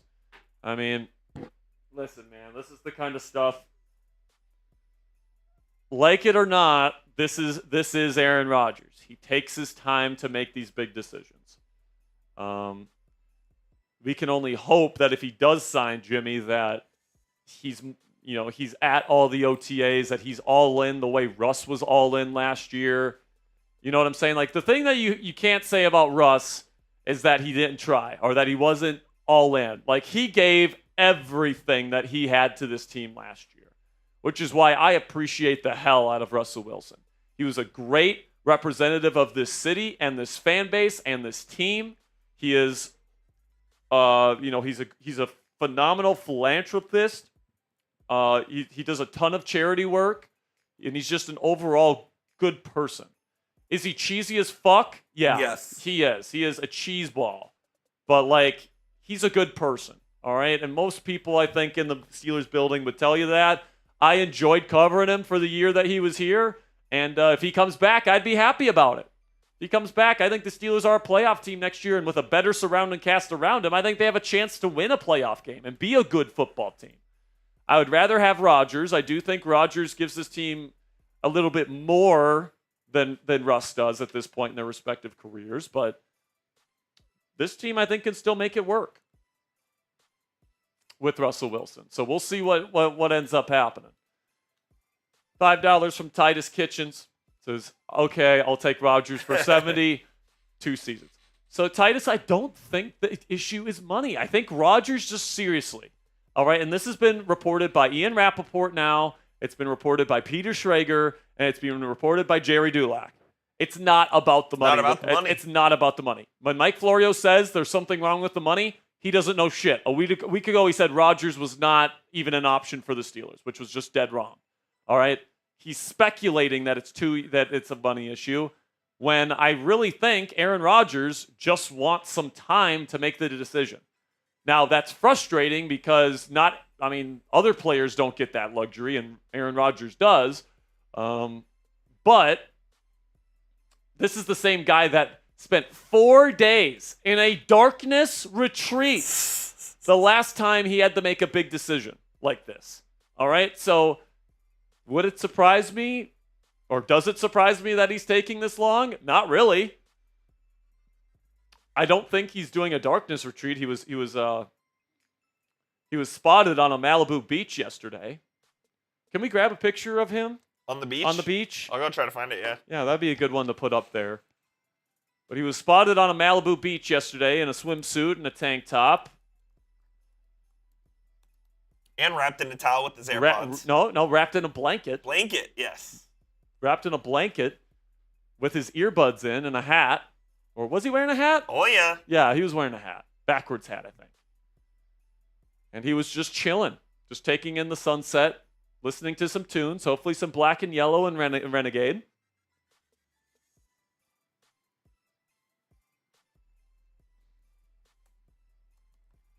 Has Jersey Jerry had anything to say lately? So some news on the Pat McAfee show. The Big Night Ot is officially sold out. Already. It takes place on April 19th, which is a while from now, but it's already sold out.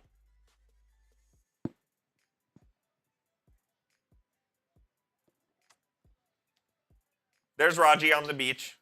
There's Raji, hopefully contemplating his future with the Pittsburgh Steelers, visualizing hoisting the Lombardi Trophy in Santa Clara next year in the city where he grew up a 49ers fan, and he was expecting to go number 1 overall to the 49ers in the year he got drafted. Where's Jerry when you need him? Man? Well, I think Jerry is still holding on to the hope that Russie and DeCussy are going to get a season together, but it's looking more like Raji and DeCussy. It is. At this point in time. That is if Rodgers picks the Steelers. Gary Frank, $2, says, Alex, I'll take Steelers QB for $20 million, please. If Rodgers signs for $20 million, that's a good number. It's a great number. It's a good number for him. At this point, I'm expecting somewhere more in the range of 25 to 30. But whatever the Steelers' offer was to him, apparently it was agreeable for Rodgers when they spoke with him on Monday. That's according to Jerry Dulac. So we shall see. Renegade, here we go with the 20. Says, what's up, guys? Pick the next home game from the opponents that play us in Pittsburgh. And that's the game me and my wife will fly to go watch. Will be our 4th year in a row, and put me on that raffle. Let's go, Renegade. You are in on that raffle. Appreciate your $20 donation. Dude, you should go see him play the Ravens. Yeah. That'd be awesome. That'd be awesome to go see the Ravens. Yeah. Ravens. Ravens Steelers. Go see the Ravens game. Or go see the Browns where you can maybe see Russie and K Pussy. Oh man. So that's a good tradition you and your wife got there. My tradition is I always go to Latrobe. Yes, you do. I go for a weekend in Pittsburgh, and I take in the city. I love the city of Pittsburgh. Get some Permanente. Get some fries on my sandwich. Unfortunately, it looks like I'm not going to be able to have the Danger Witch. Yeah. Well, maybe they'll keep it. Maybe they'll keep it. Who knows? But listen, man. I'll say this: if Russell Wilson is back next year, I think that it certainly won't be the same feeling as it was last year going when it was Russ in his first year and Justin Fields. Last year the environment at Latrobe at St. Vincent was just electric when I was there. This year, if it's Russ again in his second year after losing 5 straight games to finish the season, I don't know if there's going to be the same juice. But if it's Aaron Rodgers, oh my goodness, it's going to be electric to see the environment in Latrobe if Aaron Rodgers is a Pittsburgh Steeler. Just got a Venmo here from one of my favorite people in this community. Oh. Haven't seen her in a little while. Tone Diggs is talking about the blood moon again. The blood moon again. What a joke. So they're talking about Rodgers again with A.J. Hawk.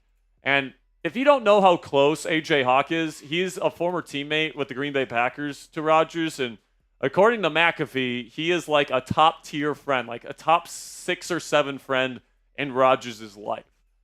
And he wants him to go to Pittsburgh. So, like, McAfee, Tone Diggs, A.J. Hawk, all people that are close with Rodgers, they all want him to go to Pittsburgh. Kurt Benkert, another one of his former teammates, former backup quarterback, says he wants him to go to Pittsburgh. Brandon Echols, the newest Steelers cornerback. Everybody's recruiting him. Former Jets teammate, says he's recruiting Rodgers to the Steelers.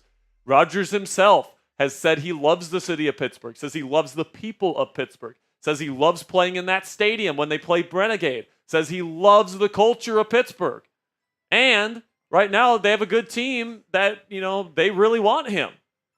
And it's like, if you want to go to a team that really wants you and believes in you, why not go play for a head coach you have so much respect for in Mike Tomlin? Take the deal, Aaron. Come to Pittsburgh, please. Let's not drag this out anymore. One of my favorites, Marilyn Krieger, is here with a $20 Venmo. What'd she have to say? And she says, "Hi, guys. Sorry, I've been missing in action. Victim of layoff. So back to job hunting. So sorry to hear that, Marilyn, but wanted to show some support. Marilyn, we appreciate you. Marilyn. You are in the raffle. Best of luck. 2 raffle entries. Best of luck to you finding your next job. So we appreciate all the support that you've given us, Marilyn. Thanks for being a supporter of the show. The job search is hard out here, man. Yeah, it is, man. It can be. It can be.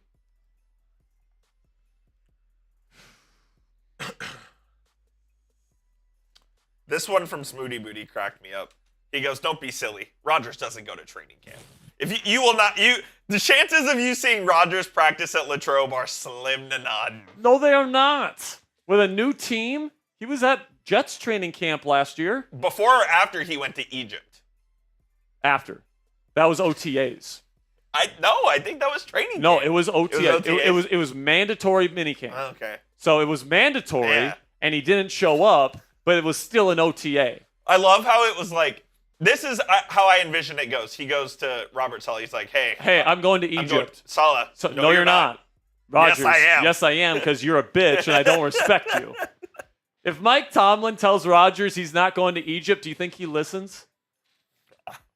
Honestly, He has a better chance. Better chance than Saleh, but I honestly don't know the answer to that question.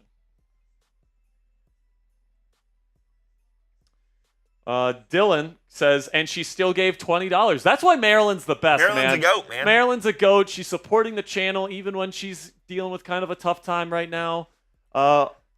We wish you the best of luck, Marilyn. We really do. Hopefully you find a job that you love very soon. $2 from Steve Young says, A-Rod probably demanding sensory deprivation tanks. Oh, man. And then right now, Art Rooney is drawing up plans, or at least he should be, because, I mean, if he wants to win a Super Bowl in the next 2 years, I think the best way to do that is sign Aaron Rodgers. Not wrong. So that's where I'm at with the situation. So whatever Rodgers wants, you give him. But I know you're joking, Steve, but I honestly don't think it has anything to do with the Steelers side of it. I don't think they're lowballing him. I think that, the money that they've offered Rodgers is acceptable to him. He just wants to take some time to think about it. And obviously the Steelers feel pretty good that he's going to end up in Pittsburgh because, they're letting him make this decision. Yes, producer Sam. That's what I said. I said I will be in England when he chooses his decision. I will bet you right now that he makes the move by tomorrow.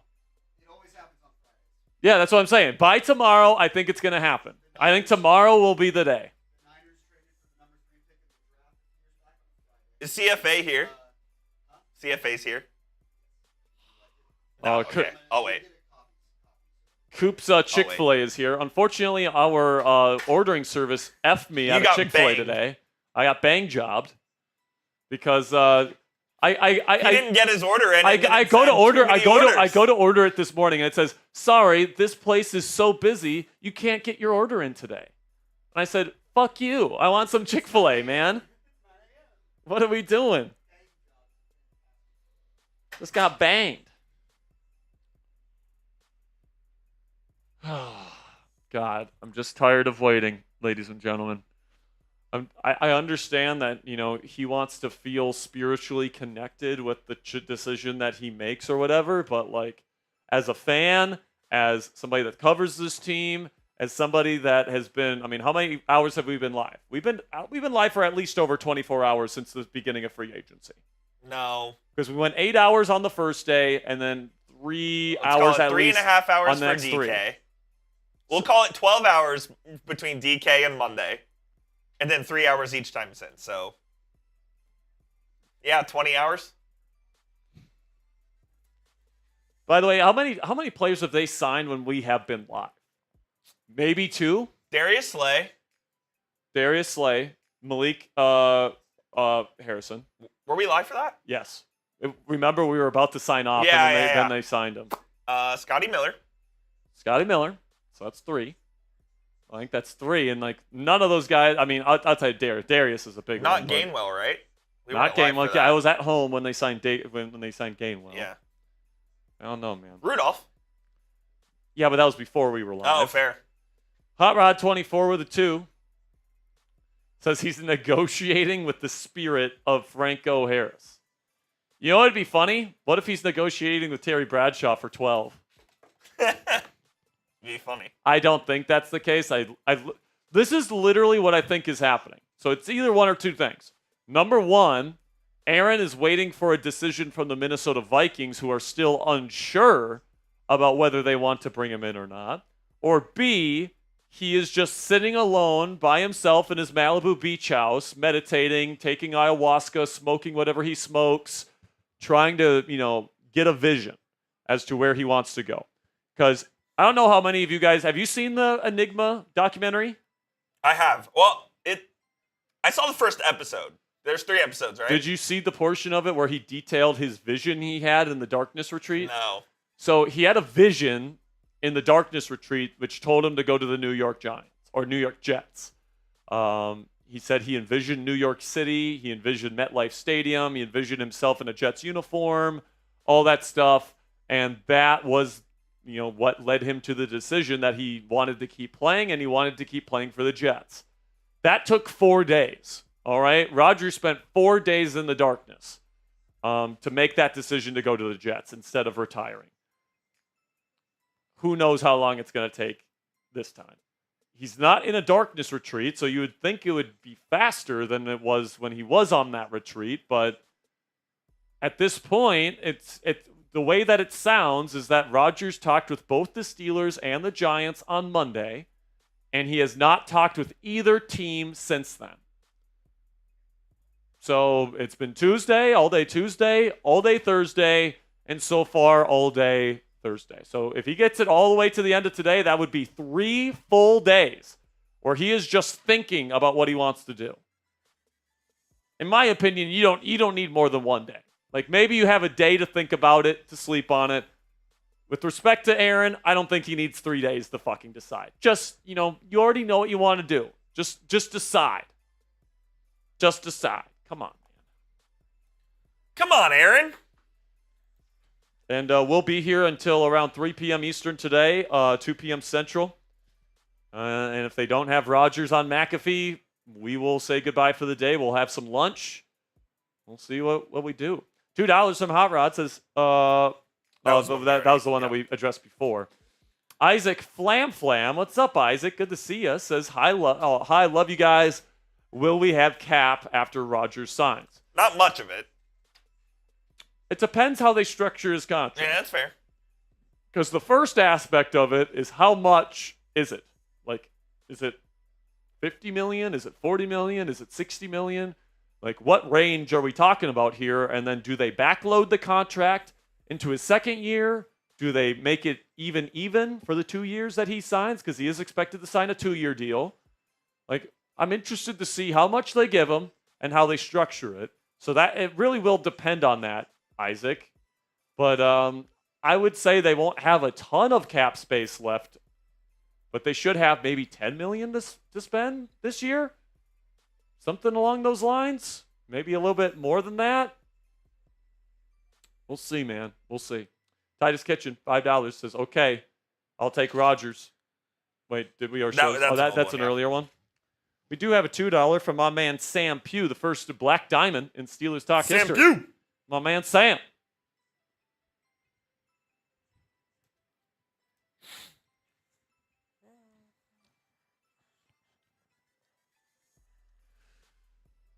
Funky Zen Drummer says he won't survive one game with our O-line.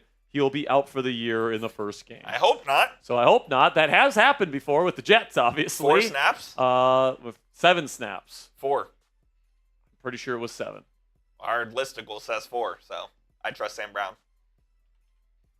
I mean, maybe, who knows? Maybe I'm wrong. I thought it was the 7th play. I said no. You're wrong. I said no. You're wrong. Samuel Pugh says, I want Calais or Tomlinson. Tomlinson already signed with the Cardinals, unfortunately. Calais Campbell's out there. Calais is out there. He's not a nose tackle, so you would be forced to keep Keanu he's ancient, though. at the nose tackle, and Calais is old. Like, Calais would be another guy that would be, like, in the final year of his career if he comes to Pittsburgh. And I don't know if Calais would want to come to Pittsburgh if he doesn't know who the quarterback's going to be. Hot Rod says it was 4 snaps. I watched it live. Maybe it was the first possession. I guess it was 4 snaps. But that season, what I'll say is that if you're worried about the offensive line and you're worried about taking sacks, do we have the graphics for this, Coop? Yeah, we do. Yeah, let's get the graphics for this. I actually think Rodgers gives the Steelers the best chance to not take sacks. And you might be saying, but Jack, Rodgers can't move anymore. What the hell? Well, you look at the sack percentages last year. Aaron Rodgers had a 2-point difference in the sack numbers with both Justin Fields and Russell Wilson, even though Justin Fields is one of the most athletic quarterbacks in the league. So obviously, there's more to not taking sacks than just athleticism. All right, in my opinion, the most important factor in how many sacks you take is how long you take to throw the football. And you take a look at the average time to throw between Aaron Rodgers, Justin Fields, and Russell Wilson. Aaron Rodgers was 6th, all right? So even though Rodgers can't really move that well anymore, he was 6th in average time to throw, which is why he had a lower sack number, much lower sack number than Russell Wilson and Justin Fields last year.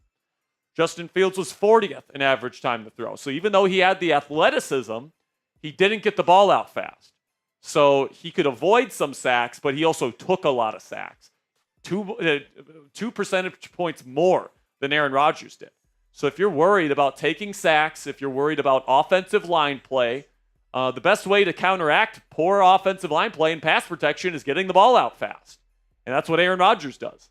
So that's actually one of the biggest selling points that I have for the Steelers to get Aaron Rodgers, is that he might be the best for the Steelers offensive line compared to the other options out there. So we'll see. We do have a Cashapp here that I will send your way. Sounds good.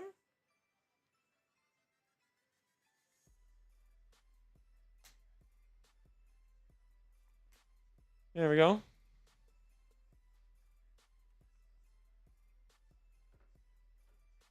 LOL, this is hilarious. Oh, it's bad. Oh my gosh, it's so funny.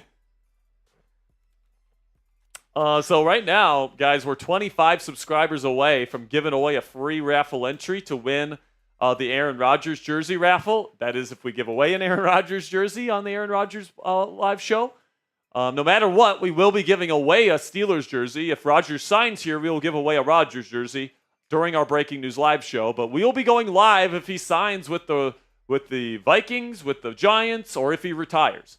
Because if that happens, obviously we got to talk about what the plan B is at the quarterback position if Rodgers does not come here. So Jeffrey Malone gets 2 raffle entries. Jeffrey! With the 2, and he sent me a message here. It says, brand new subscriber, been with the Steelers 50 years. Jeffrey. Real one. Real one right there. 50 years, my man. That's a real one right there. Shout out, my guy. Shout out to Jeffrey. Thanks for subscribing, Good name. pal. Great name. By the way, I don't know if you guys know this. Coop's first name is actually Jeffrey. I think they know that. Do they know that? I think so. I mean, all we call you on this show is Coop. You do introduce me. I do introduce you as Jeffrey Cooperstein, but so the news of the day is that the Steelers have signed Mason Rudolph, a quarterback, to a backup level contract, 2 years, $8 million.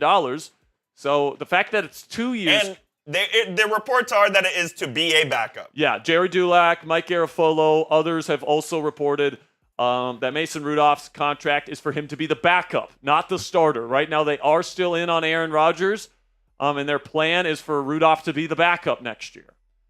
So we shall see what the starting quarterback is for the Steelers. Harrison Bryant signing with the Eagles. And he stinks. Is he bad? Yeah, he's not that good.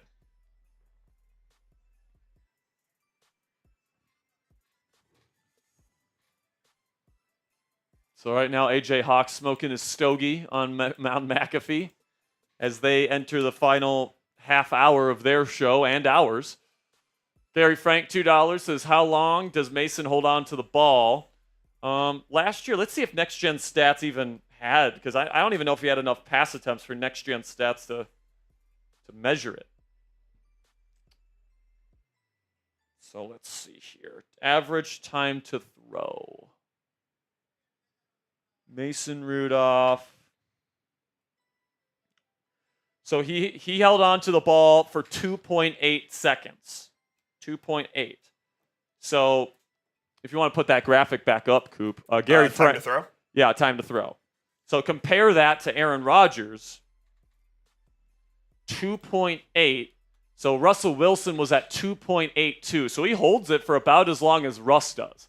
So if you think Russ holds on to the ball for too long, Mason Rudolph holds it for just slightly less. So according to Next Gen Stats, out of the guys that they have ranked in this category, Russell Wilson is 28th, 27, 26, 25, 24, 23. Mason Rudolph ranks 22nd in that category. So better than Russell Wilson in that category, but still not close to Aaron Rodgers, who ranks 6th. So, yeah. Hope that answers your question. Mason Rudolph ranked 22nd last year. Also, I guess Mason Rudolph did play in 8 games last year, right? So yeah, and he did play in 8 games, so it is a pretty decent sample yeah. size. We can take a look at his stats. He played, of course, he's played in 12 games over the last 2 seasons. Yep. So it's not like he hasn't been playing. Like, he has been on the NFL field for quite a bit. Led the league in passer rating for the short stint he was here with Pittsburgh. The Commanders have re-signed another player, and it's another player that I would have been okay the Steelers getting. Who's that? They have come to terms with Sheldon Day. DT. Defensive tackle. So another defensive tackle off the board for the Pittsburgh Steelers. At this point, are the Steelers double dipping at defensive tackle this year? In the draft? In the draft? Maybe. Are they double dipping? Because it's like you're running out of options on the D-line, man. Like, I don't know. I felt like when they released Larry Ogunjobi that they would have a plan to replace him in place if they were going to release him. But they do not. But they don't. So right now we don't know who the third starting defensive lineman is. Dave Mofo Show, $1. Appreciate you, Dave. Shout out Dave Mo.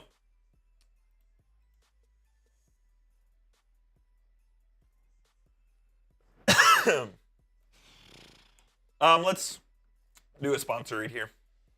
All right. Well, more super chats and questions come in as we're in the final half hour of our live show today. Let's have a word from our sponsor here at PrizePicks, which is the best place to get real money sports action all on your phone, whether it's stock car racing, whether it's mixed martial arts, whether it's basketball, baseball, football, whatever you want to put a projection on when it comes to sports on PrizePicks, you can do it. Join over 10 million members and sign up today. PrizePicks invented the flex play, which means you can still cash out if your lineup isn't perfect, and you can double your money even if one of your picks doesn't hit. PrizePicks puts their members first, so all withdrawals are fast, safe, and secure. And when my picks hit, I can get my money in as quick as 15 minutes. PrizePicks also offers weekly promotions that can lead to big payouts like Taco Tuesday, where each Tuesday, PrizePicks discounts select player projections up to 25% to provide even more value for your lineups. You guys can see here what a PrizePicks projection looks like. As an example, you can pick 2 to 6 player stat projections on PrizePicks. If you get them all right, you make a lot of money. If you get some right on a flex play, you can make some money. So right here, taking the more on Luka Doncic, points, rebounds, and assists, taking the less on Giannis Antetokounmpo, and if you get them both right, you get to make some money with our friends at PrizePicks. That is, if you know ball. Download the app today, use code CLNS, and get $50 instantly after you play your first $5 lineup. That's $50 instantly after you play your first $5 lineup when you download the PrizePicks app today. PrizePicks, run your game. We will be giving away a Steelers jersey at some point whenever Aaron Rodgers makes his decision, whether it's with the Steelers or with another team or if he decides to retire. We'll be going live for that because if he's with the Steelers, we'll let you guys know what you guys can expect from him in the offense in 2025. And if he doesn't come here, we'll discuss next steps and what the plan should be at the quarterback position for this team if they miss on Aaron Rodgers. So we're going to be giving away a Steelers jersey on that live stream whenever we do it. We're currently collecting jersey raffle tickets for that show early. So you can go to @Jack-Sperry on Venmo, # Captain Jack 19 on Cashapp, or @Captain Jackrabbit on PayPal. If you use any of these right here, you get 2 raffle tickets. If you put in a $20 super chat, you get 1 raffle ticket because YouTube takes a 30% cut of every single super chat you guys send in. So if you send it to these locations, we get to keep more of the money to spend on all the different stuff that we spend the money on here. You know, new equipment, new graphics, keeping the lights on, paying our rent, all the stuff we got to do here. And we really appreciate all of your support because we give you guys Steelers content for free every single day on this channel. We want to keep it that way, and we don't want to do it any other way. So we appreciate all of your guys' donations. Plus, you get a chance to win a jersey. What do you think the chances are that he retires? Less than 5%. The fact that he... You think the Vikings is more likely than him retiring? Yes. Okay. I think the Giants... I think the Vikings have a better chance than the Giants at this point. I think because the Giants are not a team that's ready to win now. They don't have an established head coach. There's a lot of things about the New York Giants situation. Their offensive line is terrible, for example. That just I don't think really appeal to Aaron Rodgers. So maybe he goes there because of the money. Maybe he loves it in East Rutherford and he just doesn't want to leave. Who knows? But I would give the Giants a better chance than retirement. The fact that he is actually actively looking for a team right now and he's deciding between teams tells me he wants to play. AJ Hawk, one of his best friends, says he thinks he wants to play. Pat McAfee has said he thinks he wants to play. All that stuff. By the way, quarterback Russell Wilson currently leaving Berea after meeting with the Browns. So no deal. No deal reached today on Russell Wilson. He is still available, and he is slated to meet with the New York Giants tomorrow. Colin Cowherd just said on his show regarding the Aaron Rodgers ongoing saga, the Giants and Steelers have backed themselves into a corner. The Giants have been reaching on quarterbacks, and the Steelers have been ignoring the position until it's late in free agency for a long time. That's not necessarily true. These two are being willingly detained. I think he's wrong on that. The Steelers agreed with Russell Wilson before free agency started last year, and before that, they signed with Mitch Trubisky. I can't even remember when in free agency they signed Mitch Trubisky. Maybe it was later with Trubisky, but they ended up drafting Kenny Pickett in the first round, and that was their long-term option. So I don't think the Steelers are actively not signing Rodgers. It's not like the Steelers are sitting on their thumbs not doing anything. They did sign Mason Rudolph, and they have been actively interested in signing Aaron Rodgers since Monday. All right? It's Rodgers that is sitting on his thumbs. So we'll see what happens there. Also, I find it funny, Coop, that Cowherd was ripping the Steelers for the move of DK Metcalf, even though he says that, and his reasoning was, the Steelers don't do offensive football right, so why would they trade for an offensive piece? He literally he complains all the time about the Steelers not making moves offensively and not prioritizing offense. The minute that they start prioritizing offense, he says, why even try? Mike Tomlin can't get an offense together. It's like, well, which one is it? Do you want to try and build an offense, or do you want them to just not spend money on offense? Can't have your cake and eat it too, Colin. Colin is an idiot for saying that. I want a special shout out to Mark Keller with the 5, who said, Steelers fan since 1967, 58 years old, owner of an original terrible towel. I kind of hope we do get Rodgers and draft some big boys on the O-line. Mark, that is fantastic. I would say do a VOD, just recapping all of them. Just recap all the re-signings. Do you want to do should I use the sneaky good for that? Or should No. Just say re-signing what X players. I don't even know what it is at this point. 4 or 5. Yeah, whatever number of players it is, just go Commanders re-signing, X players, in NFL free agency, and then whatever you want on there. Yeah, I trust you. You need to read this one, Spare Dog. Mark Keller says, Steelers fan since 1967, 58 years, owner of an original terrible towel. I kind of hope we do get Rodgers and draft some big boys on the O-line. 58 years. 58 years, That's man. awesome, dude. That's a real one right there. Oh, Mark, yeah. Mark, that's a real one right there. Shout out to you, dude. Mark. Shout out to you, Mark. Also, unfortunately, if you're listen, man, I said it a couple weeks ago. This offseason, what the Steelers are planning to do is going to upset a lot of people because a lot of people want to add pieces on the O-line. The Steelers like their offensive line. A lot of people want the Steelers to get a long-term answer at quarterback. The Steelers are looking for a quarterback to win right now with. In terms of the roster, a lot of people want to rebuild for the future. The Steelers are trying to win now. They just signed a 34-year-old Darius Slay. A lot of people are going to be disappointed. And Mark, if you're hoping to draft some big boys on the O-line, you're going to be disappointed. They just spent first-round picks on Broderick Jones and Troy Fautano. They still believe in those guys. They drafted Broderick to be a left tackle, and he hasn't had the chance to play left tackle yet. So before they give up on him, they're going to give him a chance to start at left tackle. Then Troy Fautano. I believe if he can stay healthy, he will be a very good player. The question is, can he stay healthy? But he's going to get the chance to start at right tackle. Mason McCormick struggled last year, but you have to remember, it was never part of the plan for him to start last year. James Daniels was supposed to start last year, and he got injured. So Mason McCormick, who played at a lower level of competition, he played at South Dakota State at left guard, not only had to get thrown into NFL action before he was ready, but he had to change his position in the process. And the plan was always for him to develop for a year, and then in year 2, be the starting right guard to replace James Daniels. So next year, Mark, I'm telling you right now, starting offensive line, whether you or anybody else likes it, it's going to be Broderick Jones at left tackle, Isaac Seumalo at left guard, or Zach Frazier at center, Mason McCormick at right guard, and Troy Fautano at right tackle.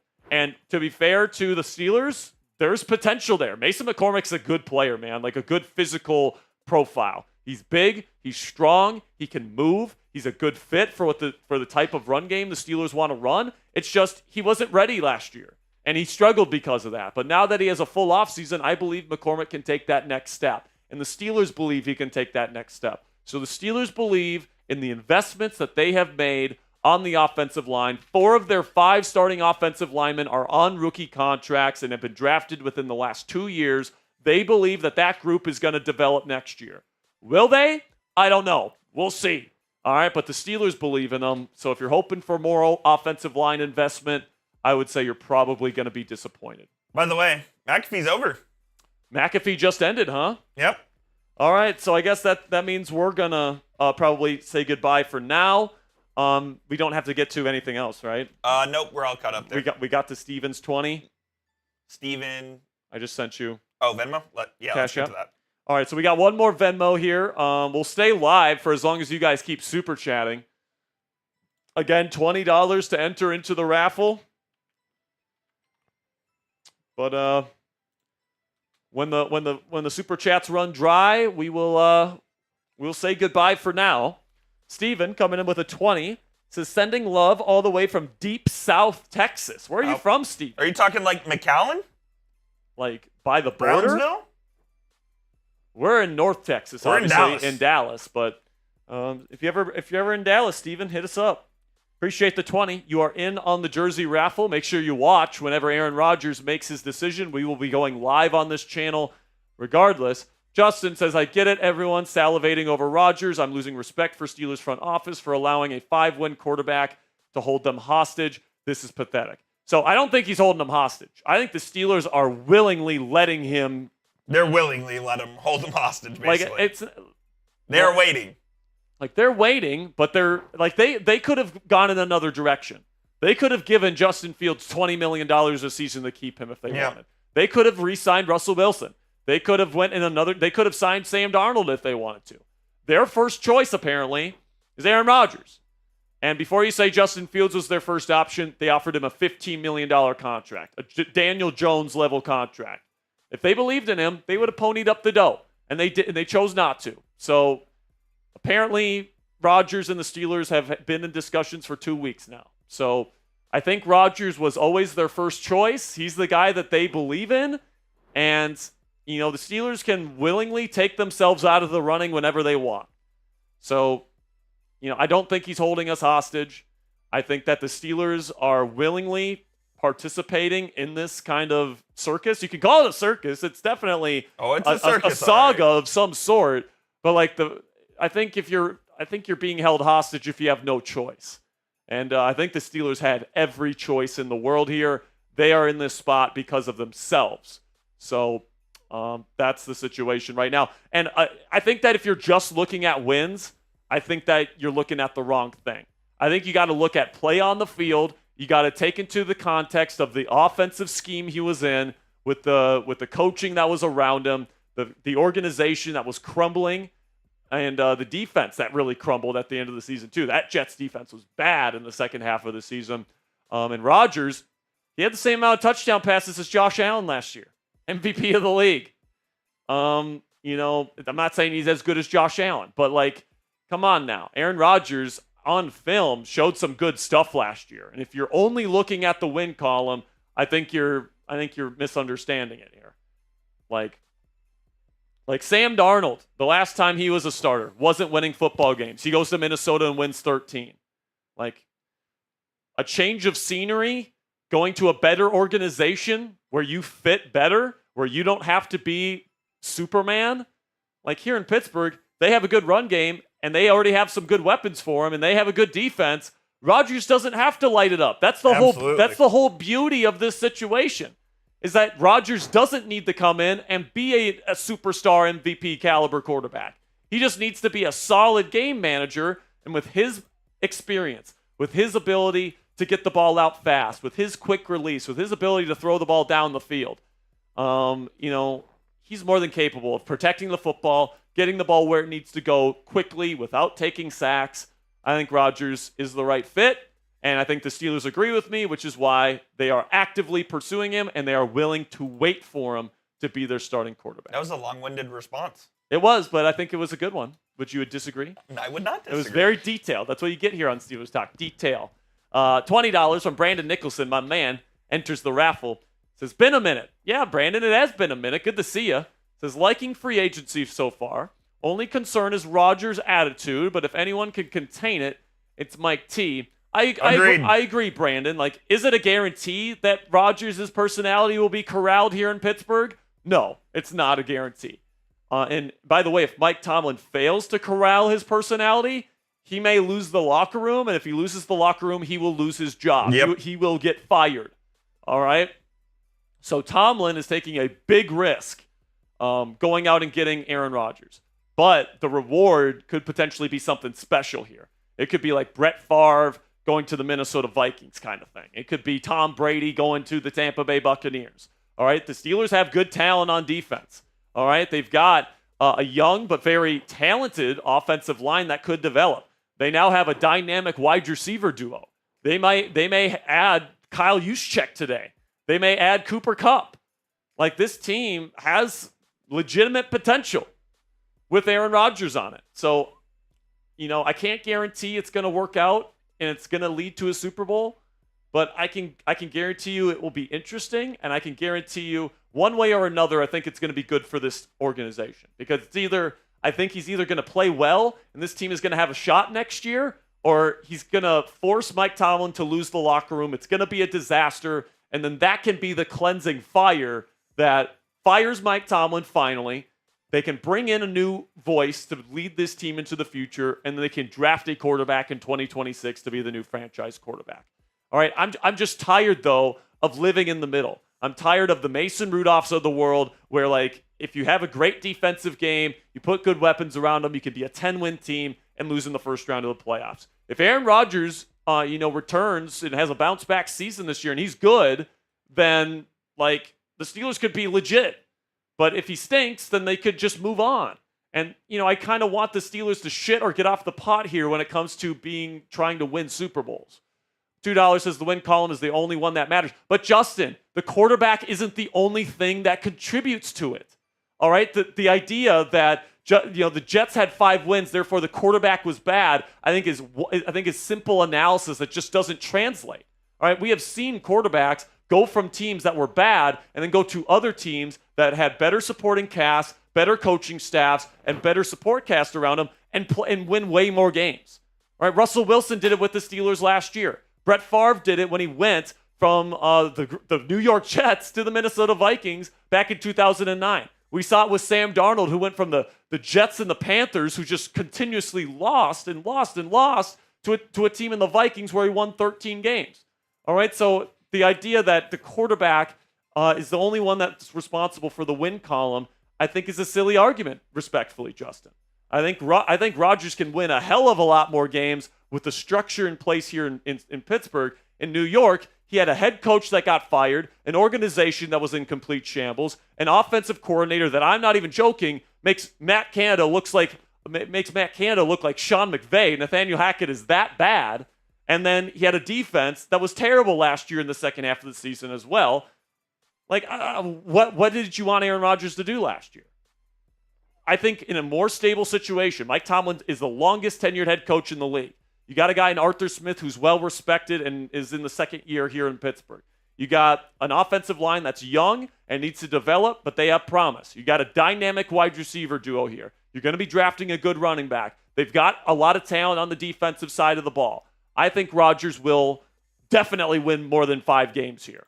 All right? So I think that the wins last year in New York are irrelevant. Brandon Nicholson, $2, say Coop for QB1.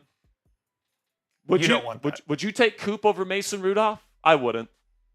Yeah, I would. I wouldn't. I would take Mason Rudolph over Coop. Coop, if you're worried about moving in the pocket, yeah, I'm a pretty pocket passer. Coop is not moving out of the pocket here. Not your guy. Folks. All right, I think it's time to go eat some lunch. I agree. I think it's time to go have some lunch. Appreciate all the questions.